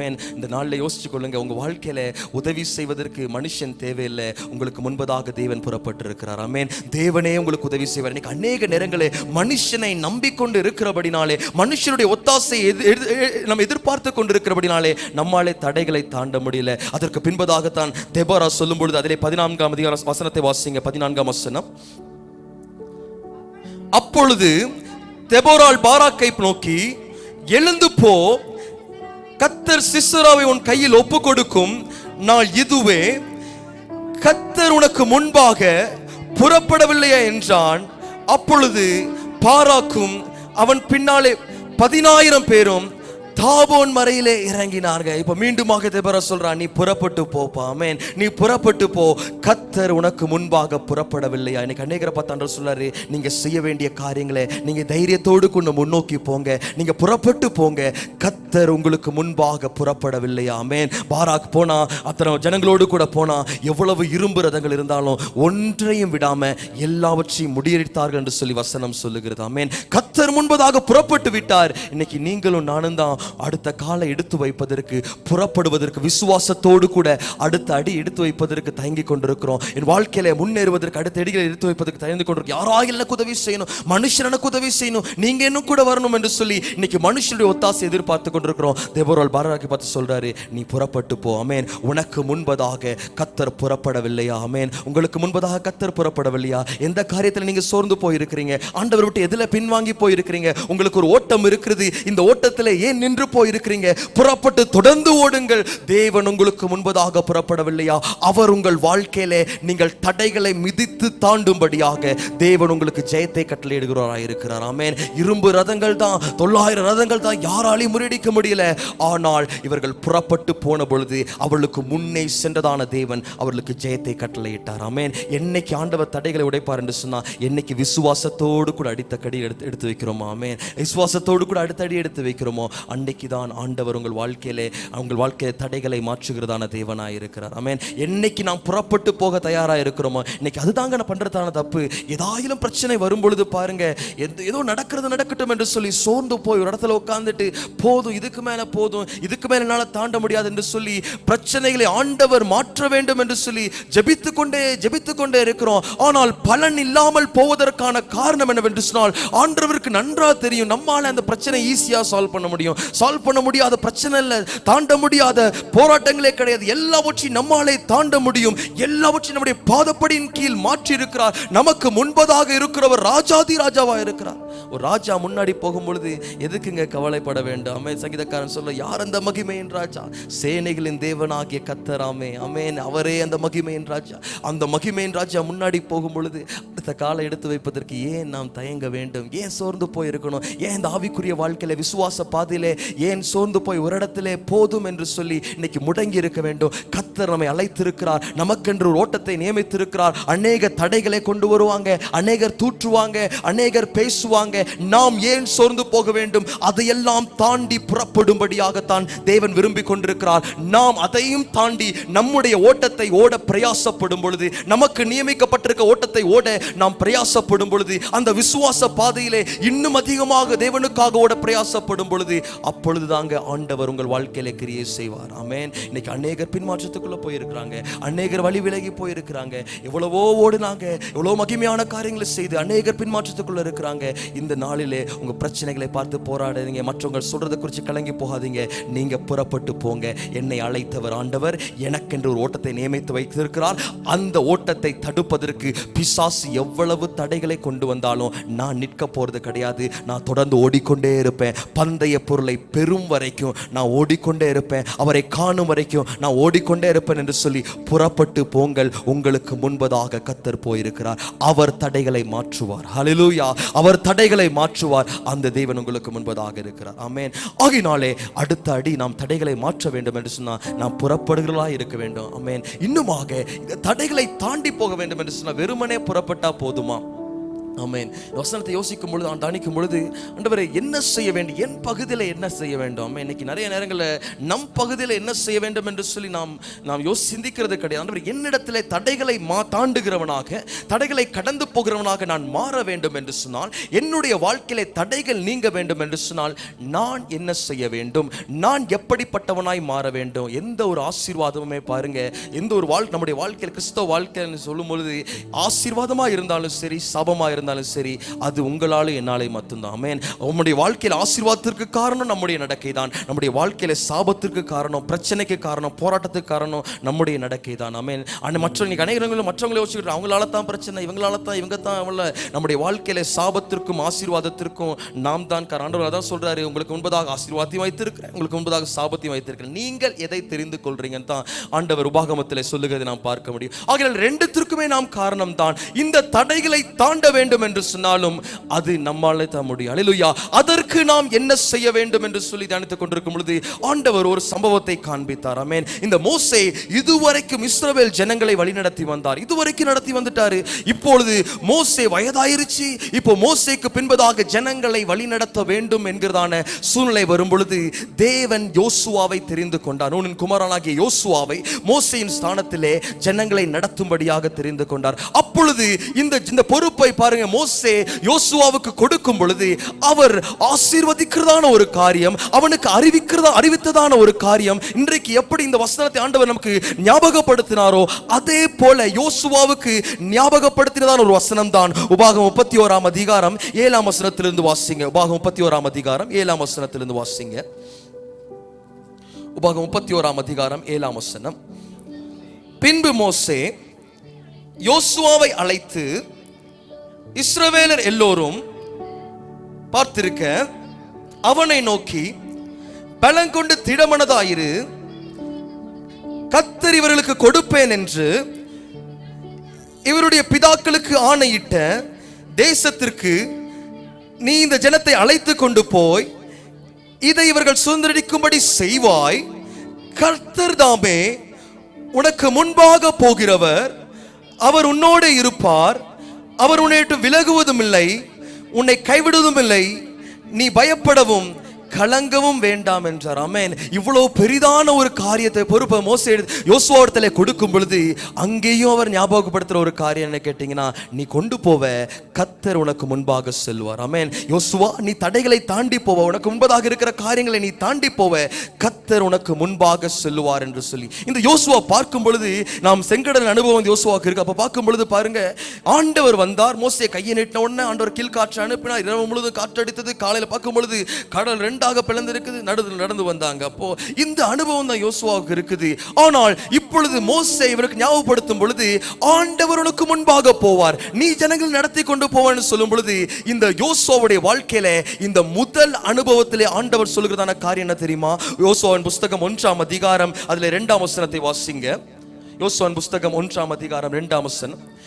என் தாசனாகிய மோசே மரித்து போனான், இப்பொழுது நீயும் இந்த ஜனங்கள் எல்லோரும் எழுந்து இந்த யோர்தானை கடந்து இஸ்ரவேல் புத்திரருக்கு நான் கொடுக்கும் தேசத்திற்கு போங்க. ஆமென். இங்க ஆண்டவர் சொல்றாரு, நான் உங்களை கடக்க பண்ணுவேன் என்று சொல்லல, நான் தடைகளை மாற்றி போடுவேன் என்று சொல்லல, நீங்கள் எழுந்து யோர்தானை கடந்து இஸ்ரவேல் தேசத்துக்குள்ள போங்க. ஆமென். நீங்க கடந்து போங்க. மோசே ஒருவர் பார்த்திருக்கலாம், ஆண்டவர் செங்கடலை பிறந்தார், அது போல ஆண்டவர் அற்புதம் செய்வார் என்று சொல்லி. ஆனா இங்கே ஆண்டவர் யோசுவாவுக்கு சொல்லும் பொழுது, ஆண்டவர் யோசே ஏற்கனவே சொல்லிட்டாரு, நான் என்ன பண்ணுவேன், ஆண்டவர் உனக்கு முன்பதாக சொல்லுவார், நீ போவேன்னு சொல்லி ஏற்கனவே இந்த வாக்குத்தத்தத்தை கொடுத்து விட்டார். இப்போ ஆண்டவர் யோசுவாவிடத்தில் சொல்லுகிறதான காரியம், என் தாசனாகி மோசே மரித்து போயிட்டான், நீங்க என்ன பண்ணுங்க, எழுந்து கடந்து போங்க. ஆமென். நீங்க தாண்டி போங்க, யோர்தானை கடந்து போங்க என்று சொல்லி, கடந்து போய் நீங்க பெற்றுக்கொள்ள வேண்டியதை பெற்றுக்கொள்ளுங்க என்று சொல்லி யோசுவாவுக்கு அறிவிக்கப்பட்டது. இந்த மீகா புஸ்தகத்தில் நாம் பார்த்தது போல தான் அவர்கள் தடைகளை தாண்டி வாசல் வழியை ஒரு பிரவேசித்து, இப்ப ஆண்டவர் எதிர்பார்க்கிறாரு, இந்த ஜனங்கள் யோர்தானை தாண்டி வர வேண்டும் என்று சொல்லி, இந்த ஜனங்கள் யோர்தானை கடந்து வர வேண்டும் என்று சொல்லி. ஆமென். அந்த யோர்தான் அந்த காலத்திலே கரை புரண்டு ஓடிக்கொண்டிருக்கிறது என்பதை நாம் பார்க்க முடியும். அந்த 3ஆம் அதிகாரத்திலே பார்க்கும் பொழுது பாருங்க, அங்கே அவர் செய்கிறதான ஒரு காரியம்தான், இந்த யோர்தானை அவர்கள் கடந்து போனார்கள், தேசத்தை சுதந்திரித்துக் கொண்டார்கள், நமக்கு தெரிந்த காரியம்தான். ஆனால் இந்த யோர்தானை கடப்பதற்கு யோசுவா செய்வித்ததான ஒரு காரியத்தை தான் நாம் இங்கே பார்க்க முடியும். அந்த 3ஆம் அதிகாரம் 15ஆம் வசனத்திலிருந்து வாசிங்க. யோசுவா 3ஆம் அதிகாரம் 15. யோர்தான் அறுப்பு காலமும்,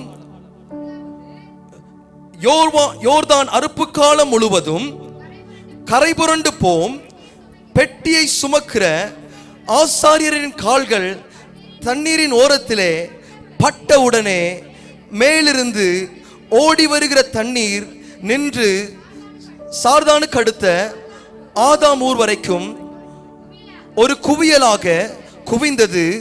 உப்புக்கடல் எனும் சமமான வெளியின் கடலுக்கும் ஓடி வருகிற தண்ணீர் பிரிந்து ஓடிற்று.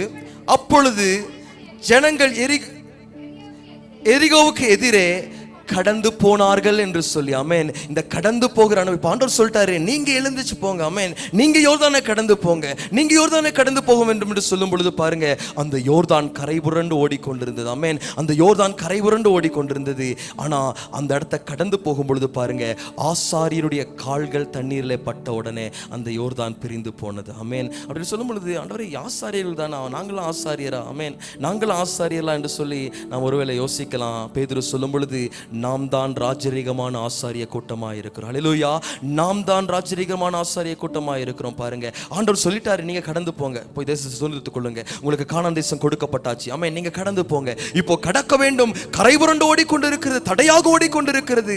ஆசாரியுடைய கால்கள் பட்ட உடனே பாருங்க, அந்த யோர்தான் கரை புரண்டு போன. ஆமென். யோர்தான் ஒதுங்கி நின்றது, பிரிந்து நின்றது. ஆமென். இந்த நாளிலே ஆண்டவர் நம்முடைய வாழ்க்கையில ஒரு அனுபவத்தை எதிர்பார்க்கிறார். ஆமென். நாம் ஆசாரியர்களாக இருக்கிறோம், நம்முடைய கால்கள் பட்ட உடனே கரைகள் யோர்தான் பிரிந்து போக வேண்டும் என்று சொன்னால், தடைகள் மாறி போக வேண்டும் என்று சொன்னால் பாருங்க, நம்முடைய வாழ்க்கையில வெறும் ஆசாரியரா இல்ல, பெட்டியை சுமக்கிற ஆசாரியர்களா இருக்க வேண்டும். ஆமென். பெட்டியை சுமந்து கொண்டு யோர்தான்ல காலை வைக்கும் பொழுது, இந்த யோர்தான் தடையை காண்பிக்கிறதா இருக்கிறது, இந்த யோர்தான் தடைகளை காண்பிக்கிறதா இருக்கிறது. நீங்கள் சுதந்திரித்துக் கொள்ள வேண்டும் என்று சொன்னால் பாருங்க, நீங்க கால்களை வைக்கும் பொழுது, ஆமென், அடுத்தடுத்து எழுந்துச்சு போங்க. ஆமென். எழுந்துச்சு போங்க, ஆண்டவருக்கு முன்பதாக இருக்கிறார். ஆனா நம்ம புறப்பட பிரயாசப்படுகிறோம், நடக்க பிரயாசப்படுகிறோம், ஆனாலும் நம்முடைய வாழ்க்கையில தடைகள் மாறுவதே கிடையாது. காரணம் என்னவென்று சொன்னால் பாருங்க, எப்படி கால் எடுத்து வைக்கணுமோ அப்படி கால் எடுத்து வைக்காதபடினாலே. இங்க கால் எடுத்து வச்சது யாரு தெரியுமா? வெறும் ஆசாரியர்கள் மாத்திரமல்ல, பெட்டியை சுமந்து கொள்கிறதான ஆசாரியர். ஆமென். இன்னைக்கு பெட்டி, நாம் ஆசாரியர்களா இருக்கிறோம், பெட்டியை சுமந்து கொண்டு, உடன்படிக்கை பெட்டியை சுமந்து கொண்டு உங்கள் தடைகளில் நீங்கள் கால் எடுத்து வைக்கும் பொழுது ஓடி வருகிறதான யோர்தான் குவியலை போல ஒதுங்கி அது வறண்டு போய் நிற்கும். நீங்கள் தாண்டி போய் நீங்கள் பெற்றுக்கொள்ள வேண்டிய காரியங்களை பெற்றுக்கொள்ளுவீங்க. ஆமென். ஆண்டவர் சொல்லிட்டாரு, இப்போ சொல்ற முன்பதாக ஆண்டவர் போறார், உண்மைதான். ஆமென். முன்பதாக சென்றுட்டார். ஆனா இவ யோசுவா பத்தி சொல்லி, ஏன் யோதாசனாகிய மோசே மரித்து போயிட்டான், நீ என்ன பண்ணு, தடைகளை தாண்டி போங்க, நீங்களும் ஜனங்களும் தடைகளை என்ன பண்ணுங்க, யோர்தானை கடந்து போங்க, நீங்க தாண்டி போங்க என்று சொல்லிட்டாரு. இப்போ அந்த தடைகளை எப்படி தாண்டினார்கள் தெரியுமா? ஆசாரியருடைய கால்கள் தண்ணீரில் பட்ட உடனே. ஆமென். நீங்களும் நானும் ராஜரீகமான ஆசாரிய கூட்டமாக இருக்கிறோம். ஹல்லேலூயா. ராஜரீகமான ஆசாரிய கூட்டமாக, அவருடைய சொந்த ஜனமாக இருக்கிறோம். ஆனா வெறும் ஆசாரியராக இருந்த தடைகளை தாண்ட முடியாது. பெட்டியை சுமக்கிற ஆசாரியர்கள். ஹல்லேலூயா. வசனம் தெளிவா சொல்லுகிறது, யோர்தான் அறுப்பு காலம் முழுவதும் கரை புரண்டு போகும், பெட்டியை சுமக்கிற ஆசாரியர்களின் கால்கள் தண்ணீரின் ஓரத்திலே பட்டவுடனே மேலே இருந்து ஓடி வருகிற தண்ணீர் நின்று ஹல்லேலூயா உங்களை கடந்து போகும்படியாக தடைகள் மாறு. ஹல்லேலூயா தடைகளை தாண்டி போவதற்கு அதிகாரம் கொடுத்திருக்கிறார். ஆனா என்னைக்கு உடன்படிக்கை பெட்டியை சுமக்கிறதான ஆசாரியராக நீங்க மாறுறீங்களோ, என்னைக்கு பெட்டிகளை சுமந்து கொண்டு நீங்க நடக்கிறீங்களோ, இன்னைக்கு சிந்தித்து பாருங்க, நாங்க பெட்டியை சுமந்து கொண்டு இருக்கிறோமா? உடன்படிக்கை பெட்டி நீங்க சுமக்கிறவங்களா இருக்கிறீங்களா? நீங்கள் ஆசாரியரை தெரிஞ்சு கொண்டீங்க, வாழ்க்கையில் அநேக தடைகள் இருக்குது, தடைகளை எங்களால் தாண்ட முடியல, நாங்கள் எந்திரிச்சு நடக்கணும்னு பிரயாசப்படுறோம், ஆனால் தடைகள் மாறவே மாட்டேங்குது. ஆனால் இவர்கள் காலை வைத்த உடனே தடைகள் மாறினதற்கான காரணம் அவங்க பெட்டியை சுமந்து கொண்டிருக்கிறதான ஆசாரியர்களாய் காணப்பட்டாங்க. உடன்படிக்கை பெட்டி, ஹல்லேலூயா உடன்படிக்கை பெட்டி. இந்த பெட்டி எங்கிருந்து சுமக்கிறது? என்ன ஒரு பெட்டி? இந்த பெட்டி எப்படி நாம சுமக்கிறது? தேவன் இருதயத்திலே சுமக்கும்படியாக கட்டளையிட்டிருக்கிறார். ஹல்லேலூயா நம்முடைய இருதயத்திலே சுமக்கும்படியாக. ஆமென். இந்த பெட்டி எப்படிப்பட்டது என்பதை நாம் அறிந்து கொண்டால் மாத்திரம்தான் இந்த பெட்டியை சுமக்கிறவர்களா இருக்கிறோமா இல்லையா என்பதை நாம் அறிந்து கொள்ள முடியும். இன்னைக்கு நீங்க உங்க வாழ்க்கையில ஒரு காரியத்தை அறிந்து கொள்ளுங்க, நம்மால தடக்க முடியாத தடை என்பது ஒன்றுமே கிடையாது. உங்க வாழ்க்கையில என்னென்ன காரியங்களா நீங்க தடையை சந்தித்து கொண்டிருக்கிறீங்களோ, நீங்கள் கால் எடுத்து வைக்கும் பொழுதே அந்த தடைகள் மாறும். தேவன் உங்களுக்கு முன்பதாக இருக்கிறார். ஆனால் இன்னைக்கு தடைகளை தாண்டி போகும்படியாக, கடந்து போகும்படியாக ஒரு காரியத்தில் ஆண்டவர்கிட்ட உடன்படிக்கை பண்ணுங்க. ஆண்டவரே நாம் ஒரு பெட்டியை சுமக்கணும்ப்பா, ஒரு உடன்படிக்கை பெட்டியை சுமக்கணும். உடன்படிக்கை பெட்டியின் ஆழமான காரியங்கள் அது ஒரு பெரிய சப்ஜெக்ட். அது பாஸ்டர் ஏற்கனவே நமக்கு நிறைய முறை பேசியிருக்காங்க, அதிகமாக பேசியிருக்கிறாங்க. ஆனால் இன்னைக்கு மேலோட்டமாக ஒரு காரியத்தை மாத்திரம், நீங்கள் நிதானிக்க வேண்டிய ஒரு காரியத்தை மாத்திரம், பெட்டியை நான் சுமக்கிறேனா இல்லையா என்பதை உறுதிப்படுத்துகிற ஒரு காரியத்தை மாத்திரம் நான் சொல்ல விரும்புகிறேன். இந்த பெட்டியை உருவாக்கும் பொழுது, இந்த பெட்டியை செய்ய வேண்டும் என்று சொல்லி மோசேக்கு கட்டளையிடும் பொழுது, யாத்ரா 25ஆம் அதிகாரத்தில் பார்க்கும் பொழுது, இதை சித்தி மரத்தினால் செய்வாயாக. இதை சித்தி மரத்தினால் செய்யப்பட்டிருக்கின்ற சித்தி மரத்தை குறித்து கடந்த முறை ஜேம்ஸ் பாஸ்டர் அருமையா நமக்கு விளக்குனாங்க இல்லையா? ஹல்லேலூயா. சித்தி மரத்தினால் செய்யப்பட்டதான பெட்டி. சித்தி மரம் வனாந்திரத்திலே முள்ளுகள் நிறைந்ததான மரம், அநேக முள்கள். அந்த மரம் அப்படியே கொண்டு வந்து பெட்டி செய்ய முடியாது. முதல்ல அந்த மரம் செதுக்கப்பட வேண்டும், முட்கள் அகற்றப்பட வேண்டும். வசனம் சொல்லுகிறது, நம்முடைய இருதயம் மகா திருக்குள்ளதும் கேடுள்ளதுமா இருக்கிறது. நம்முடைய வாயில வர்றதான ஒவ்வொரு வார்த்தைகளும் இருதயத்தின் நிறைவிலிருந்து தான் வருகிறது. ஆகையினாலே திருக்குள்ளதான கேடுள்ளதான இந்த இருதயமானது முதலாவது செதுக்கப்பட வேண்டும். இந்த பெட்டியுடைய முதல் அனுபவம் எது தெரியுமா? சித்தி மரத்தை போல செதுக்கப்பட்ட அனுபவம். உங்கள் வாழ்க்கையில கசப்பான வேர் எழும்பி, கசப்பான முள் எழும்பி கொண்டிருக்கிறதா? முதல்ல நான் பெட்டியை சுமக்கிறனா என்பதான அடையாளம், பெட்டியினுடைய அடையாளமே எனக்குள்ள ஒரு முள்ளும் காணப்படாது, அது செதுக்கப்பட்டதான நிலைமை. இன்னைக்கு அநேகருக்குள்ள அநேக முள்கள் இருக்குதுங்க, அநேக கசப்பான காரியங்கள் இருக்குது. தொட்டா குத்துற ஒரு முள், தொட்டதுக்கெல்லாம் கோவப்படுவாங்க, தொட முடியாது. தொட்டா மற்றவங்களை காயப்படுத்துவாங்க, உங்க பேச்சு மற்றவர்களை காயப்படுத்தும், கிரியை மற்றவர்களை காயப்படுத்தும். அப்படிப்பட்டதான முட்கள் நிறைந்தவர்களாய் இன்னைக்கு அநேகர் இருந்து கொண்டிருக்கிறோம். ஆனால் உடன்படிக்கை பெட்டி சுமக்கும் பொழுது இந்த உடன்படிக்கை பெட்டியானது செதுக்கப்பட்டது. இந்த சித்தி மரம் வெட்டப்பட்டு முட்கள் எல்லாம் செதுக்கப்பட்டது. இன்னைக்கு நம்முடைய வாழ்க்கையிலே முட்கள் இருக்கும் என்று சொன்னால், மற்றவர்களை காயப்படுத்துகிற முட்கள் இருக்கும் என்று சொன்னால், நாம் பெட்டியை சுமக்கலைங்க, பெட்டியை சுமக்கல. உடன்படிக்கை பெட்டி நம்மிடத்துல இல்லை.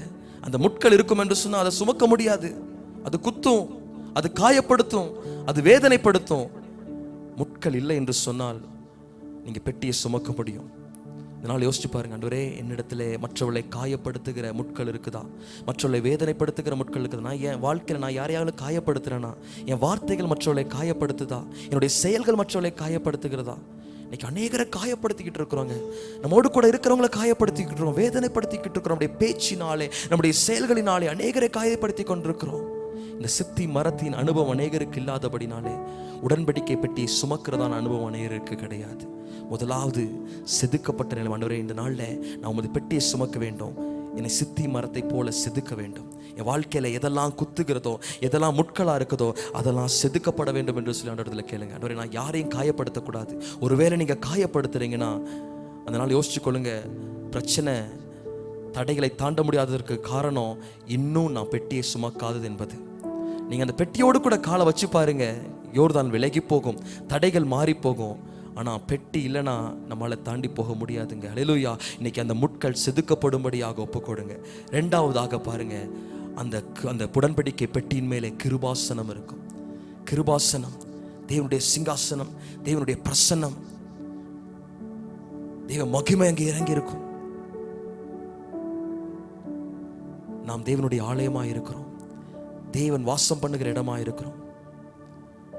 இந்த கிருபாசனத்தை போல நாம் மாறி இருக்கிறோமா? நம்முடைய இருதயத்தில் ஆண்டவர் வாசமா இருக்கிறாரா?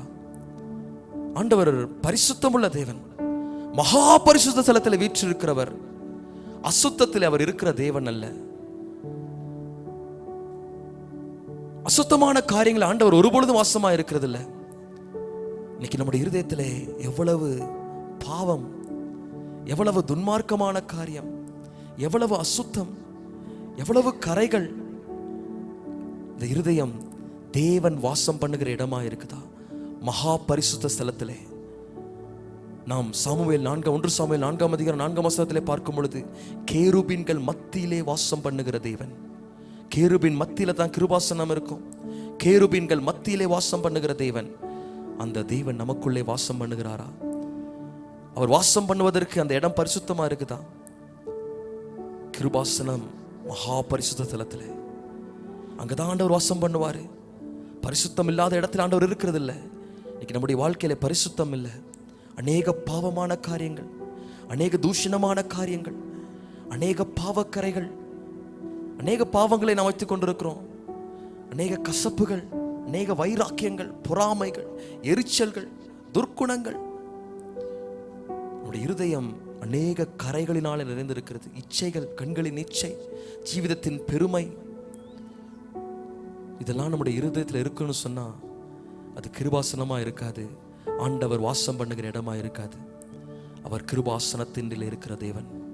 அவர் வாசம் பண்ணுகிற தேவன். கேருபீன் சேராபீன்கள் மத்தியிலே வாசமாய் இருக்கிறவர். அவர் இருக்கணும்னு கேட்டீங்கன்னா இந்த கிருபாசனமாய் நம்முடைய இருதயம் மாற வேண்டும். அவரை நீர் வாசம் பண்ணுகிற இடமாய் இருதயம் மாற வேண்டும். அவர் நமக்குள்ளே வாசம் பண்ணுகிறவராக இருக்கிறார். நீங்களே தேவனுடைய ஆலயமாக இருக்கிறீங்க. நீங்களே தேவனுடைய ஆலயமாக இருக்கிறீங்க. இன்னைக்கு சிந்தித்து பாருங்க, எனக்குள்ள என் இருதயத்தில் பாவம் இருக்குதா? என் இருதயத்துக்குள்ள அசுத்தமான காரியம் இருக்குதா? இன்னும் என்கிட்ட கிருபாசனத்தின் அனுபவம் இல்லை. இன்னும் ஆண்டவர் எனக்குள்ளே வாசம் பண்ணுகிற அனுபவம் இல்லை.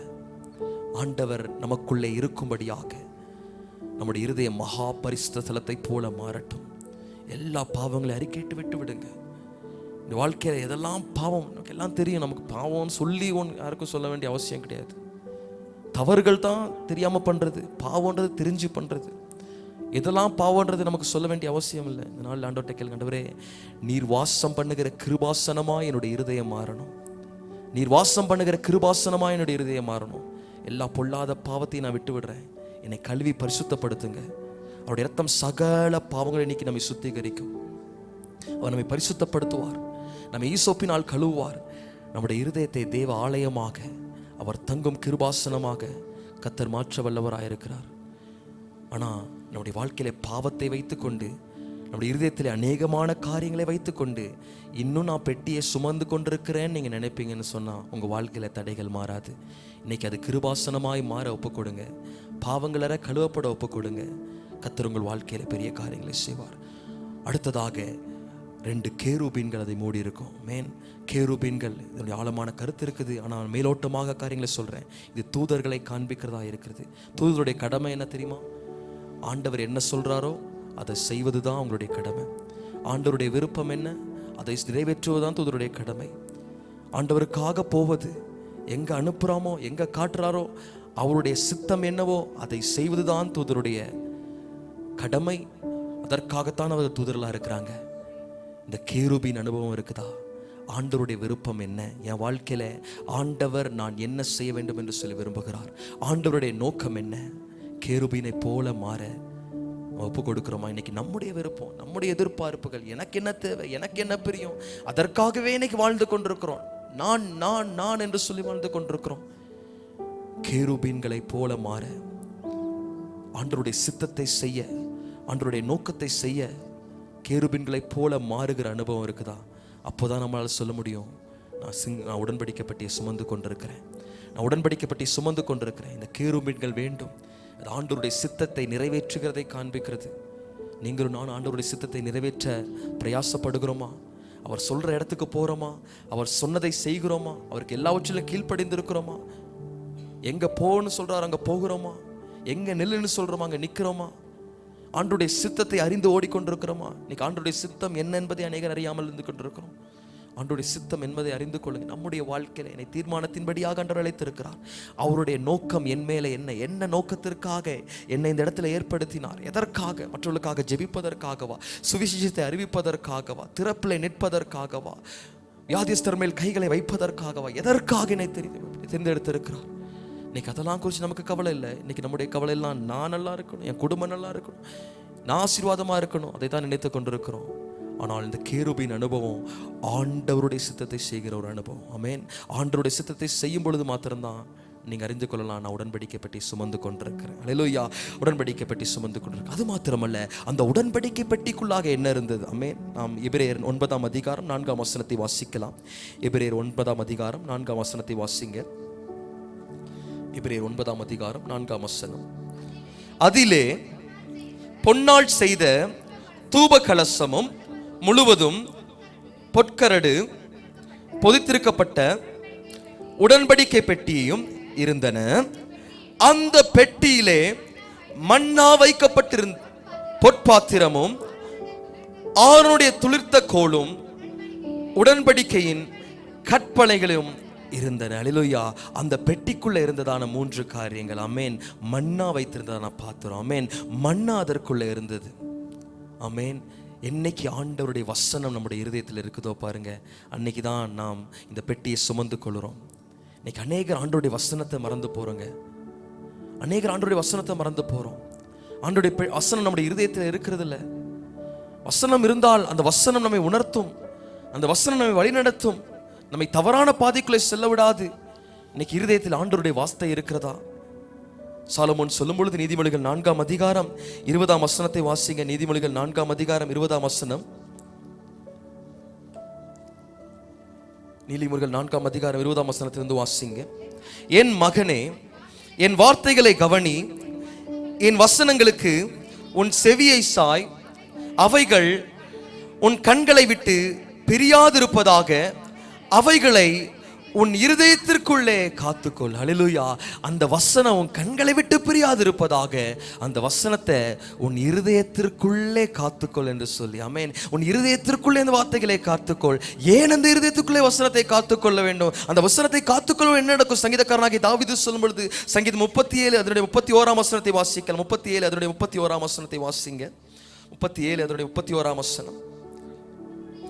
அவனுடைய தேவன் அருளிய வேதம் அவன் இருதயத்தில் இருக்கிறது, அவன் நடைகளில் ஒன்றும் பிசகுவதில்லை. அல்லேலூயா.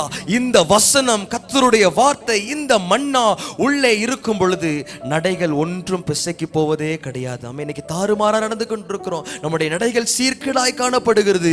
ஆனால் இந்த வசனம், இந்த மன்னாவானது, இந்த மன்னாவை கொடுத்ததற்கான நோக்கமே ஆண்டவர் ஜனங்களுக்கு கற்றுக் கொடுக்க வேண்டிய காரியம். மனுஷன் அப்பத்தினால் மாத்திரமல்ல, அவருடைய வாயிலிருந்து புறப்படுகிற ஒவ்வொரு வார்த்தையினாலும் பிழைப்பான் என்று ஜனங்கள் அறிந்து கொள்ளும்படியாகத்தான் இந்த மன்னா உள்ளே இருக்கும் பொழுது பாருங்க, ஒரு மனுஷனுடைய நடைகள் பிசங்கி போவதே கிடையாது. ஆமென். இன்னைக்கு அநேகர் ஆண்டவருடைய வசனத்தை மறந்து போறாங்க. ஆமென். வசனத்தை மறந்து போகிறோம், ஆண்டவரை மறந்து போகிறோம். வசனம் இருதயத்தில் இல்லை. இந்த வசனம் இருதயத்தில் இல்லாதபடினாலே நம்முடைய நடைகள் தாறுமாறாய் போய் கொண்டிருக்கிறது. அநேக பாவமான காரியங்களை செய்யும்படியாக நடந்து கொண்டிருக்கிறோம்.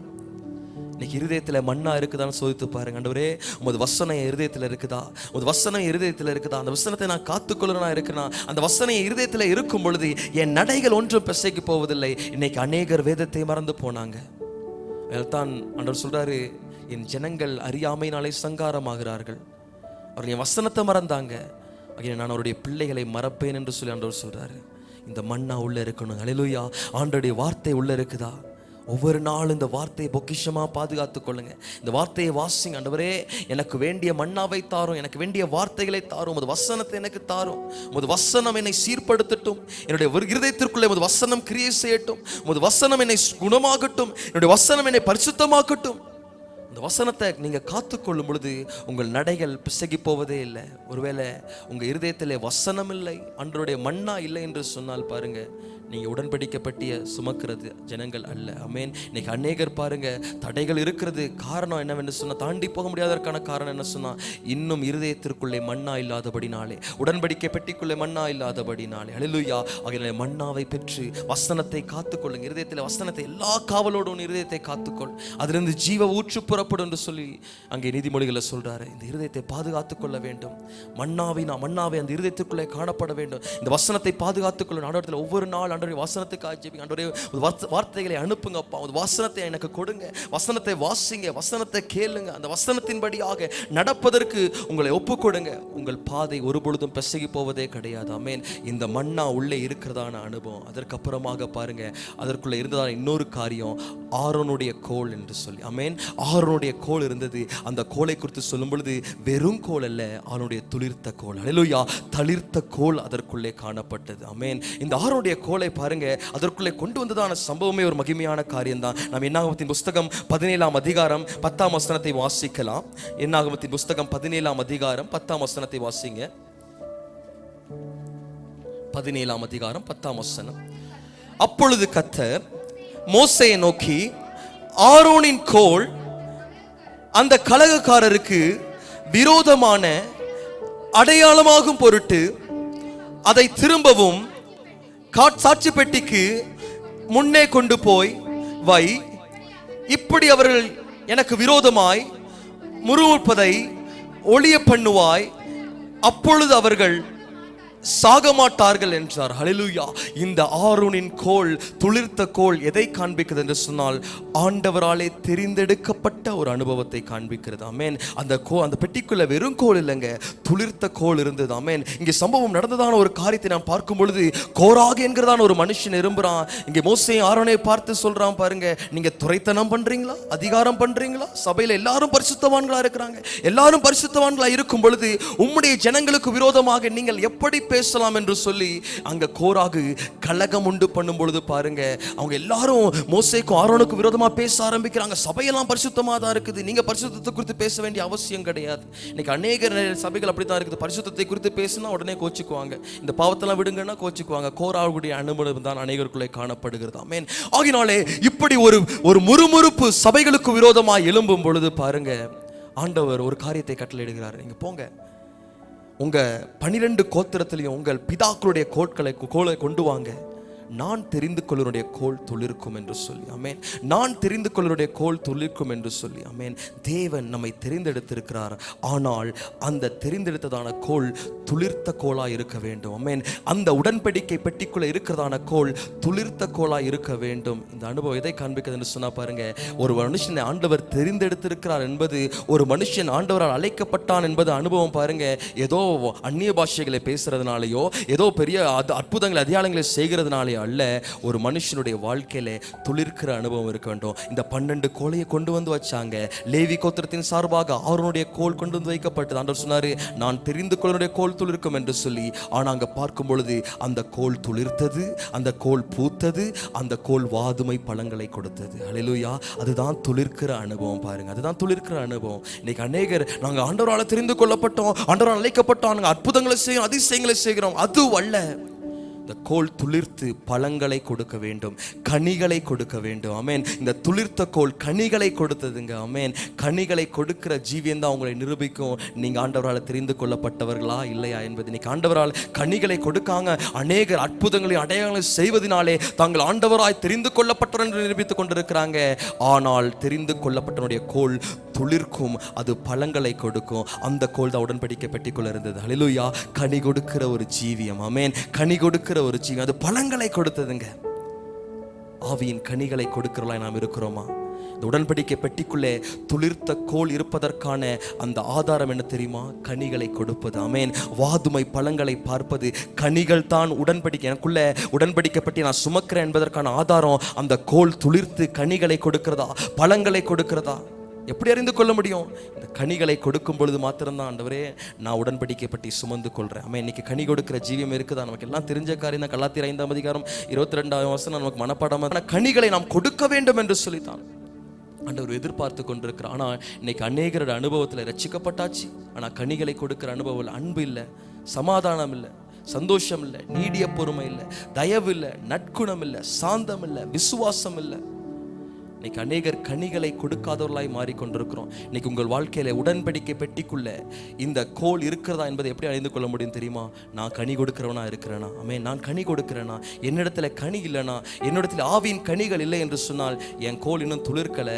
என் கோல் துளிர்க்காதனால நான் உடன்படிக்கை பெட்டியை நான் சுமக்கலை. ஹல்லேலூயா. இன்னைக்கு அறிந்து கொள்ளுங்க, நாம் எப்படி இந்த பெட்டியை சுமக்க வேண்டும் என்று சொன்னால் ஒவ்வொரு காரியத்திலும் நம்மை பரிசோதிப்பதின் மூலமாகத்தான் நம்மை சோதித்துக் கொள்ள முடியும். இன்னைக்கு கனி கொடுக்கிறீங்களா என்பதை யோசித்து பாருங்க. அன்பு இருக்குதா? சமாதானம் இருக்குதா? சந்தோஷம் இருக்குதா? பொறுமை இருக்குதா? தயவு இருக்குதா? நற்குணம் இருக்குதா? விசுவாசம் இருக்குதா? இது எல்லாவற்றையும் நீங்க சோதித்து பாருங்க. அந்த கனிகள் உங்களிடத்துல இருக்கும் என்று சொன்னால் ஆரோனின் தொழிற்த கோல் உங்களுக்குள்ள இருக்குது. இல்லைன்னு சொன்னா, நான் அழைக்கப்பட்டேன், நான் அபிஷேகம் பண்ணப்பட்டேன், நீ என்ன சொன்னாலும் சரி, மனுஷன் பாஷைகளை பேசினாலும் தூதர் பாஷைகளை பேசினாலும் அன்பு எனக்கு இராவிட்டால் நான் சத்தமிடுகிற வெண்கலத்தை போல இருப்பேன்னு சொல்லி பவுல் சொல்றாரு. ஆமென். அது இல்லைன்னா நம்முடைய வாழ்க்கையில இந்த துளிர்த்த கோல் இல்லைங்க. ஹல்லேலூயா. கடைசியாக பாருங்க, உடன்படிக்கையின் கற்பனைகள். ஆமென். உடன்படிக்கை. ஆமென். கவனன்ட், ஆண்டவரோடு கூட செய்த உடன்படிக்கை. ஒரு நாள் ஞானஸ்தானம் எடுத்தோம், அன்றைக்கி ஒரு உடன்படிக்கை செய்தோம்.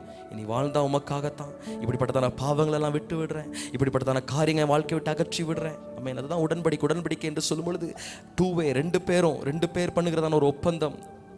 இன்னைக்கு அநேகர் உடன்படிக்கையை மீறுகிறதான ஜனங்களா இருக்கிறாங்க. ஆண்டவருக்காக ஒப்பு கொடுத்தோம், ஆண்டவருக்காக உடன்படிக்கை செய்தோம். இனி என் வாழ்க்கை உமக்காக மட்டும்தான், உலகத்திற்காக அல்ல, என் பாவத்திற்காக அல்ல, பழைய பாவத்தில் நான் சிலுவையில் அறைந்துட்டேன், இனி உமக்காக மட்டும்தான் சொல்லி அந்த ஞானஸ்தானம் எடுக்கும் பொழுது உடன்படிக்கை செய்தோம். ஆனால் எத்தனை பேர் உடன்படிக்கையில் நிலைத்திருக்கிறீங்க? ஆமென். ஆண்டவர் உண்மை உள்ளவர் தான். அவர் உடன்படிக்கையின் தேவன். கடைசி வரைக்கும் அந்த உடன்படிக்கையில் நிலைத்திருக்கிறவராக இருக்கிறார். ஆனால் உடன்படிக்கை எப்போ தெரியுமா செல்லும்? என்னைக்கு 2 பேருமே அந்த உடன்படிக்கை நிலைத்திருக்கிறாங்களோ அப்போ தான் உடன்படிக்கை செல்லும். இன்னைக்கு அநேகர் உடன்படிக்கை மீறி நடக்கிறோம். ஆண்டவருடைய அழைப்பை விட்டு, ஆண்டவருடைய தெரிந்து கொள்ளுதலை விட்டு, உடன்படிக்கை ஆண்டவரோடு கூட செய்த ஒப்பந்த உடன்படிக்கையெல்லாம் விட்டுட்டு, என்ன காரியத்தெல்லாம் ஆண்டவருக்கு உங்களுக்கு எல்லாருக்கும் தெரியும், என்னென்ன காரியங்களெல்லாம் நான் ஞானஸ்தானம் எடுக்கும் பொழுது ஆண்டவரே இனிமே என் வாழ்க்கை எப்படி தான் இருக்கும்னு சொல்லி என்னெல்லாம் உடன்படிக்கை பண்ணமோ இன்னைக்கு அதெல்லாம் மீறி நடந்து கொண்டிருக்கிறோம். உடன்படிக்கையின் கற்பனைகள். ஆமென். உடன்படிக்கையின் கற்பனைகள் இன்னைக்கு நமக்குள்ள இல்லை. இப்படிப்பட்டதான காரியங்கள் இல்லைன்னா அது உடன்படிக்கை பெட்டியே கிடையாது.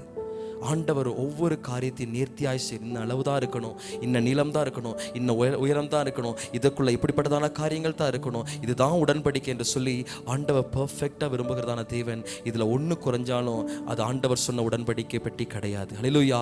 ஆகினாலே இந்த ஆசாரியர்கள் இந்த உடன்படிக்கை பெட்டி எடுத்துக்கொண்டு காலை வைக்கும் பொழுது எதிரே ஓடி வந்ததான யோர்தான் ஒதுங்கி போய் நின்னது, அவங்க தாண்டி போனாங்க. அதனால் ஒரு தீர்க்க தரிசனமாக நீங்கள் எடுத்துக்கோங்க. உங்கள் வாழ்க்கையில் அது எவ்வளவோ தடைகள் இருக்கலாம், ஆனால் நீங்கள் காலை எடுத்து வைக்கும் பொழுது அந்த தடைகள் மாற வேண்டும் என்று சொன்னால் இந்த நாளிலே உடன்படிக்கை பெட்டியை நான் சுமக்கிற ஒரு ஆசாரியனா இருக்கிறேனா என்பதை நீங்கள் யோசித்து பார்த்து, நீங்கள் உங்களை பரிசித்து பார்த்து, நீங்கள் ஒருவேளை உடன்படிக்கை பெட்டியில் ஏதாகிலும் காரியங்கள் இடத்துல குறைவுபடுகுதுன்னா அதை சரிப்படுத்தி கொண்டு நீங்கள் காலை எடுத்து வைங்க. ஆண்டவர் சொல்லுகிற வார்த்தையின் பிரகாரமாக உங்கள் வாழ்க்கையில் என்ன காரியமாக இருக்கலாம், ஒருவேளை கடன் பிரச்சனை, வியாதி, வறுமை, உங்கள் வாழ்க்கையில் அநேக நாட்களாக நீங்கள் ஜெபித்தும் கேட்கப்படாத அநேக காரியங்கள் எல்லாம் நீங்கள் இந்த உடன்படிக்கை பற்றி சுமந்து கொண்டு காலை எடுத்து வைக்கும் பொழுது அது அப்படியே ஒதுங்கி போயிடும். நீங்கள் கானானுக்குள்ளே பிரவேசிப்பீங்க, நீங்கள் பெற்றுக்கொள்ள வேண்டிய ஆசீர்வாதத்தை பெற்றுக்கொள்ளுவீங்க. நம்ம இன்னைக்கு எடுத்து வைக்கிறதுக்கு நாம் பிரயாசப்படுறோம், ஆனால் பெட்டியை சுமக்கிற அனுபவம் நிறைய பேர்கிட்ட இல்லையே, இந்த உடன்படிக்கை பெட்டி இல்லையே. ஆமென். இந்த வார்த்தை ஆசீர்வாதமான வார்த்தை, உங்கள் வாழ்க்கையில் நன்மையை கொண்டு வருகிறதான வார்த்தை. நீங்கள் விசுவாசிங்க. இந்த நாளிலே ஆண்டவரே இந்த ஆசாரியர்கள் உடன்படிக்கை பெட்டி எடுத்துட்டு காலை வச்சாங்கப்பா, எல்லாமே மாறினது. அதை போல நான் அடுத்து என் வாழ்க்கையில் தடையாக இருக்கிறதான காரியங்களில் இந்த உடன்படிக்கை பெட்டி சுமந்து கொண்டு நான் காலை வைக்கும் பொழுது நிச்சயமாக தடைகள் மாறும் என்று சொல்லி நீங்கள் விசுவாசித்து அதற்காக ஒப்பு கொடுத்து அதன்படியாக உங்களை சீர்படுத்தி கொண்டு கால் எடுத்து வச்சு பாருங்க. இது வரைக்கும் எவ்வளவோ வருஷம் நீங்கள் ஜெபம் பண்ணியிருக்கலாம், எவ்வளவோ பிரச்சனைகளுக்குள்ள இருக்கலாம், எவ்வளவோ காரியங்கள் தடையாக இருக்கலாம். இனிமேல் இப்படிப்பட்ட காரியங்களில் நீங்கள் உடன்படிக்கை செய்து இந்த உடன்படிக்கை பெட்டியை சுமந்து கொண்டு கால்களை வைக்கும் பொழுது நிச்சயமாக உங்கள் வாழ்க்கையில் தடைகள் எல்லாம் மாறி போகும். நிச்சயமாக தடைகள் மாறி போகும். யோர்தான் புரண்டு வருகிறதான யோர்தான் ஒதுங்கி நிற்கும். நீங்கள் கடந்து போவீங்க, தடைகளை தாண்டி போவீங்க. அவர்கள் தடைகளை தாண்டி அல்லேலூயா, ஆமென். எவ்வளோ ஈஸி பார்த்தீங்களா?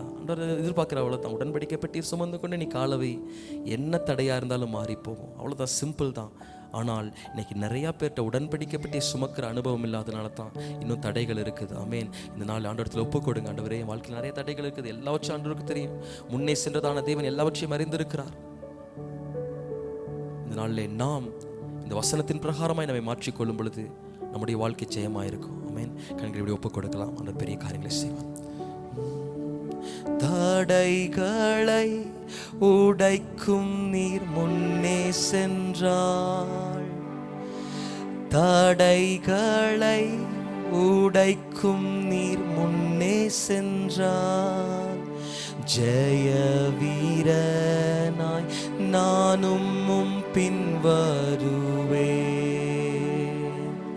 ஜெய வீரனாய் நானும் பின் வருவேன். தடைகளை உடைக்கும் நீர் முன்னே சென்றார். தடைகளை உடைக்கும் நீர் முன்னே சென்றாள். ஜெய வீரனாய் நானும் பின் வருவேன். ஜெய வீரனாய் நானும் பின் வருவேன்.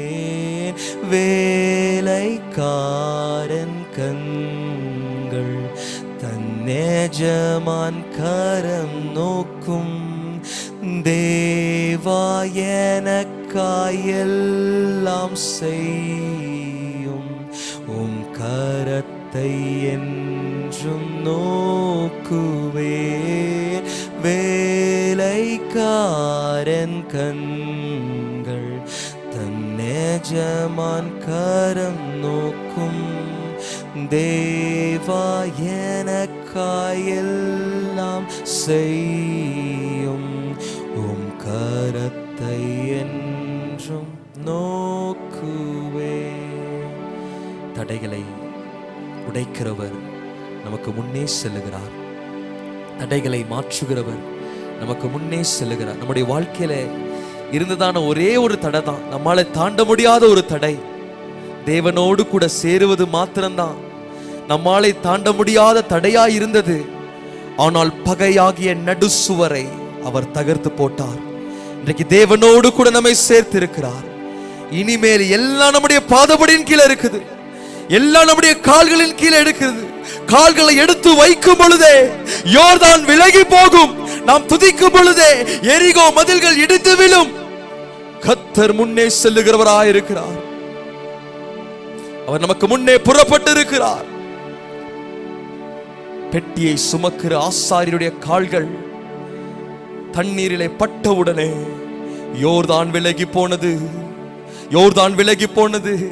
இன்னைக்கு பெட்டியை சுமக்கிற ஆசாரியர்களாய் நீங்களும் நான் இருக்கிறோமா? இன்னைக்கு தடைகளை பார்த்து சோர்ந்து போய் கொண்டிருக்கிறோம். தடைகளை பார்த்து நின்று போயிருக்கிறோம். இந்த ஓட்டத்தை ஓட முடியாத அளவுக்கு தடைகள் நம்மை சோர்ந்து போக பண்ணுகிறது. உமது உடன்படிக்கை பெட்டி நான் சுமந்து கொண்டு அப்பா தண்ணீரிலே நான் கால் வைக்கும் பொழுது தடைகள் விலகும் என்று சொல்லி நான் விசுவாசிக்கிறேன். இந்த நாள் அப்பா உடன்படிக்கை பெட்டி சுமக்கிற அனுபவம் எனக்கு இல்லை என்று சொன்னால்